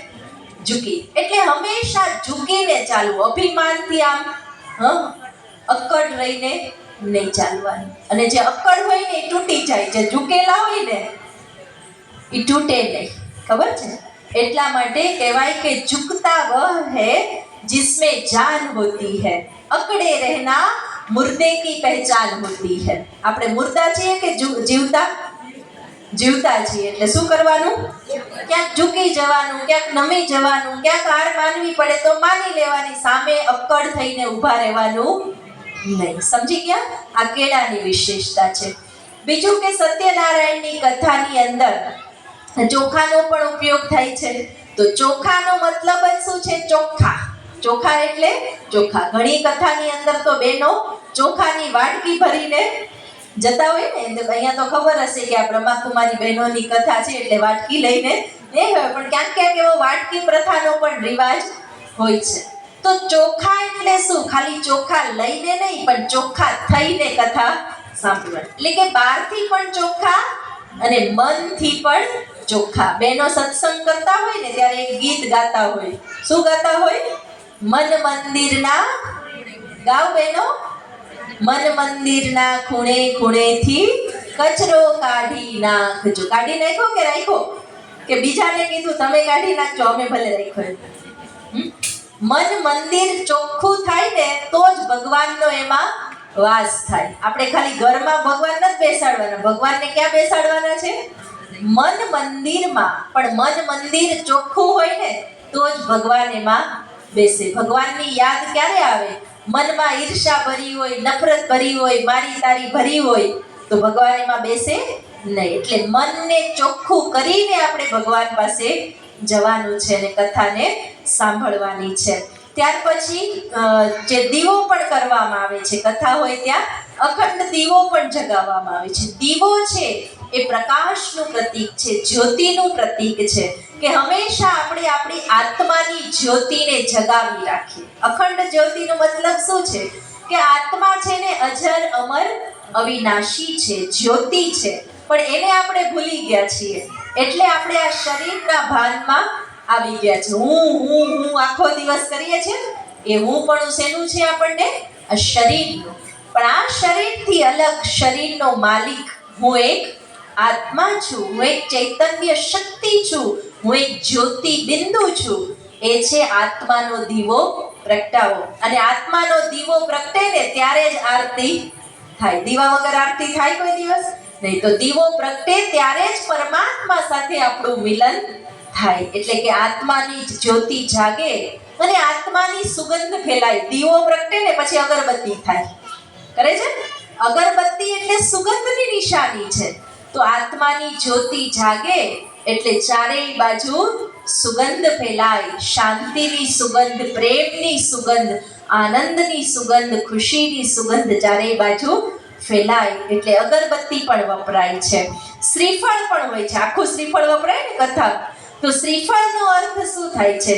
શ્રીફળ એટલે શ્રેષ્ઠ ફળ. પણ શ્રેષ્ઠ ફળ ક્યારે મળે? એમને મળી જાય? ખાલી શ્રીફળ વધેરો એટલે સારું ફળ મળી જાય નહીં. શ્રીફળ ક્યારે મળે? જ્યારે શ્રી કર્મ કરો ત્યારે. શ્રેષ્ઠ કર્મ કરો તો શ્રેષ્ઠ ફળ મળે. આપણે કહીએ છીએ ને જેવું કરો એવું ભરો. હવે કરીએ ખરાબ ને ઈચ્છીએ સારું, મળે ખરા? નહીં. સારું કર્મ કરો તો સારું ફળ મળે. તો શ્રેષ્ઠ ફળ ક્યારે મળે? બતાવ્યું છે કે શ્રીફળ બહારથી સાદું છે ને અંદરથી બહુ મીઠું છે. એમ આપણે બહારથી સિમ્પલ રહીએ, બહુ ભપકો કરવાની જરૂર નથી. બહારથી સાદા રહીએ, અંદરથી મીઠા રહીએ, ગુણવાન બનીએ તો આપણને સારું ફળ મળી શકે. આસોપાલવના પાન પણ વપરાય છે પૂજામાં. આસોપાલવ છે 12 માસ લીલો રહે છે. એની વિશેષતા એ છે હરિયાળી. તો આપણે 12 માસ આસોપાલવની જેમ કેવું રહેવાનું? કેવું રહેવાનું બોલો? એક દિવસ મૂડ બહુ સરસ હોય અને બીજા દિવસે જોવો તો બોલો લટકી પડ્યું હોય મોઢું.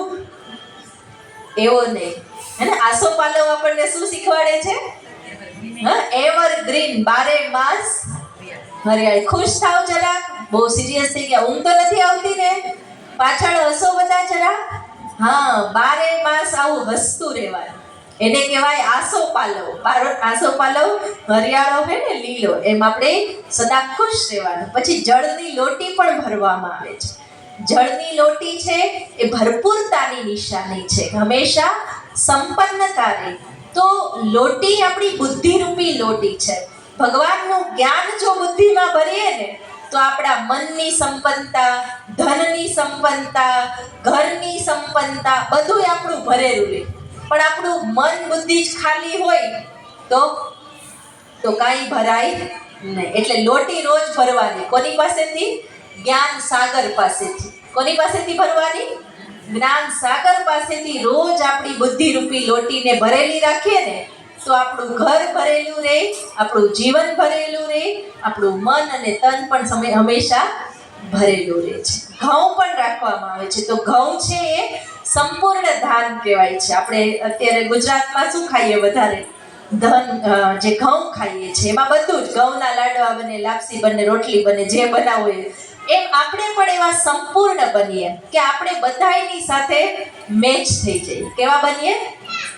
કેવા બનીએ કે આપણો કોઈ લાડવો બનાવે, લાડવો બની જાય, કોઈ લાપસી બનાવે, એવા આપણે સરળ થઈને રહીએ, સરળ થઈને રહીએ. એટલા માટે ઘઉં હોય છે. અને છેલ્લે આરતી ઉતારવામાં આવે. કથા પૂરી થાય ને તો આપણે અહીંયા ઉતારશું ને, આરતી ઉતારવામાં આવે છે. આરતી એટલે પરમાત્મા સાથે મિલન. આરતી કોની ઉતારીએ છીએ આપણે? ભગવાનની આરતી ઉતારીએ છીએ.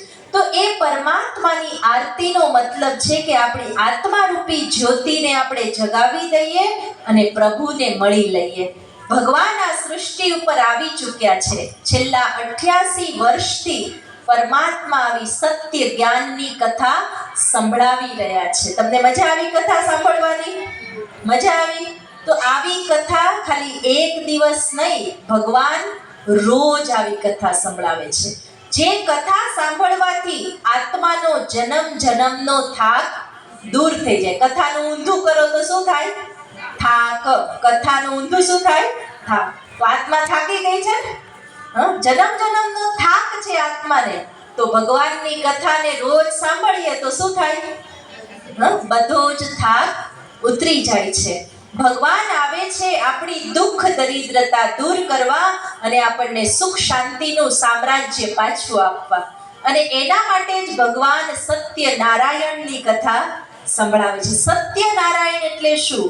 કે જે સત્ય સ્વરૂપ પરમાત્મા છે એ નારાયણના સ્વરૂપમાં આવીને આપણને પણ નરમાંથી નારાયણ, નારીમાંથી લક્ષ્મી બનાવે છે. એમ કીધું ને કથામાં પણ કે ભગવાન એક સાધારણ બ્રાહ્મણના વેશમાં આવે છે.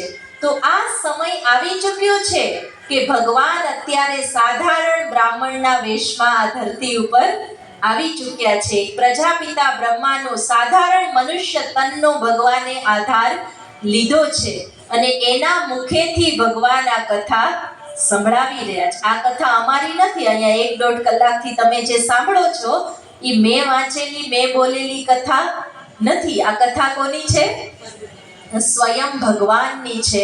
જે ભગવાનને આપણે સત્યમ કહીએ છીએ. સત્ય કથા છે તો સત્યમ શિવમ સુંદરમ.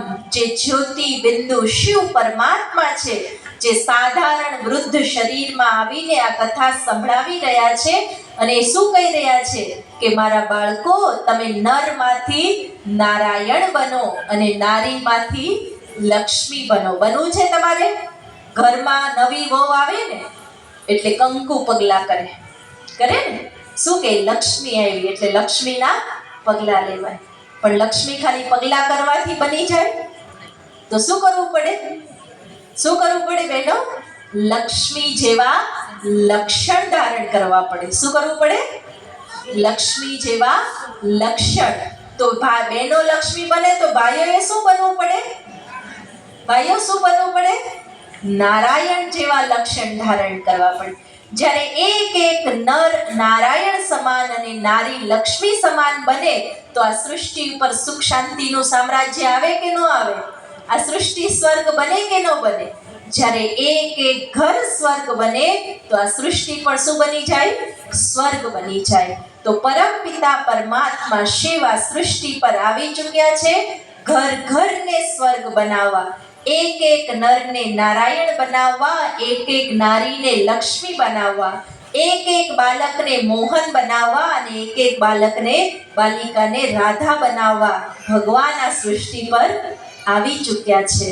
અને ભગવાન આવીને સાચું જ્ઞાન શીખવાડી રહ્યા છે અને મેડિટેશન કરાવી રહ્યા છે. તો તમે તૈયાર છો? તૈયાર છો નરમાંથી નારાયણ, નારીમાંથી લક્ષ્મી બનવા? કોને કોને પોતાના ઘરને સ્વર્ગ બનાવવું છે? હાથ ઊંચો કરો. બરાબર હાથ ઊંચો કરો. ભાઈઓને શું ઈચ્છા છે? હા, બધાએ પોતાના ઘરને સ્વર્ગ બનાવવું. પણ ઘર સ્વર્ગ ક્યારે બનશે? જ્યારે ઘરમાં રહેવા વાળાનું મન સ્વર્ગ બનશે, ઘરમાં રહેવા વાળાનું જીવન સ્વર્ગ બનશે. સ્વર્ગ એટલે શું? સુખ સાહેબી ખાલી? સ્વર્ગ એટલે શું? જ્યાં મનની શાંતિ હોય, તનની તંદુરસ્તી હોય, પરિવારમાં એકતા હોય, ધન પ્રાપ્ત હોય, પર્યાપ્ત હોય, એને કહેવાય સ્વર્ગ. સ્વર્ગ એટલે જ્યાં ખુશી હોય, પ્રેમ હોય, આપસમાં એકબીજા સાથે એક મત હોય, એને કહેવાય સ્વર્ગ. તો કોણ બનાવશે ઘરને સ્વર્ગ? આપણે જ બનાવવાનું છે. તો પરમાત્મા આપણને વિધિ શીખવાડે છે. આ બ્રહ્માકુમારી વિદ્યાલયમાં જે જ્ઞાન આપવામાં આવે છે, ઘર છોડવાનું જ્ઞાન નથી. ઘણા એવું સમજે છે કે ત્યાં જાશું તો ઘર છોડાવી દેશે. ઘર છોડાવતા નથી. આમાંથી કોણ કોણ ઘર છોડીને આવી ગયું છે? અમે બહેનોએ તો અમારી સ્વ ઈચ્છાથી, અમારા માતા પિતાની મંજૂરીથી અમે અમારું જીવન સેવામાં સમર્પિત કર્યું છે. અમે ઘર છોડ્યું નથી. અમે હજુ પણ અમારા ઘરે જઈ શકીએ છીએ, ઘરના સભ્યોને મળી શકીએ છીએ, એમની સેવા કરી શકીએ છીએ. ઘર છોડાવતા નથી ભગવાન. ભગવાન કહે છે તમે ઘર ગ્રહસ્થમાં રહીને પણ તમારા જીવનને સ્વર્ગ બનાવો. એના માટે પરમાત્માનું જ્ઞાન અને મેડિટેશન રોજ ફક્ત 1 કલાક સાંભળો. 24 કલાક ભગવાને આપ્યા છે બધાને. 23 કલાક તો બધું દુનિયામાં જ આપણે જીવીએ છીએ, એમાં જ આપણે રહેવાનું છે. બધું કામકાજ કરો, બાળકો સંભાળો, ધંધો કરો, નોકરી કરો, જે કરતા, પણ ફક્ત 1 કલાક રોજ કાઢી શકાય કે સમય જ નથી? રોજ ફક્ત 1 કલાક તમારા મનને સ્વર્ગ બનાવવા માટે, તમારા ઘરને સ્વર્ગ બનાવવા માટે પરમાત્માના ઘરે આવો. પરમાત્માના ઘર સુધી પહોંચશો ને તો તમને સારા વિચારો મળશે, સારું જ્ઞાન મળશે, તો તમારું ઘર પણ સ્વર્ગ બનશે. બીજી ખુશીની વાત એ છે કે ચલો બહેનો એકલા ત્યાં સુધી નથી પહોંચી શકતા, તો એના માટે અહીંયા જ ગીતા પાઠશાળા રોજ રાત્રે ચાલે છે. કેટલા વાગે? 9 થી 10 રોજ 1 કલાક પરમાત્માનું જ્ઞાન અહીંયા પણ સંભળાવવામાં આવી રહ્યું છે. તો જે પણ અહીંયા આજુબાજુના એરિયામાં રહેતા હોય એ બહેનો ભાઈઓ અહીંયા બેસીને પણ સાંભળી શકે. પણ ત્યાં તમે પહોંચી શકો બ્રહ્માકુમારી વિદ્યાલયમાં તો બહુ સારામાં સારું, કારણ કે પરમાત્માના ઘરના વાઇબ્રેશન મળે, ત્યાંની શાંતિ તમને મળે, ત્યાંની અનુભૂતિ તમને થાય, તો તમે તમારા મનને જલ્દીથી શાંત કરી શકો છો. તો ફરી આપ સર્વને અમારું હાર્દિક ઈશ્વરીય નિમંત્રણ છે કે આવી સત્યનારાયણ બનવાની કથા સાંભળવા માટે આપ ચોક્કસ પધારજો. પરમાત્માના ઘરને આપનું ઘર સમજીને અવશ્ય પધારશો અને પરમાત્માની આ કથા સાંભળીને તમારું જીવન પણ નરમાંથી નારાયણ, નારીમાંથી લક્ષ્મી સમાન અવશ્ય બનાવશો. બોલો શ્રી સત્યનારાયણ દેવની જય. ઓમ શાંતિ.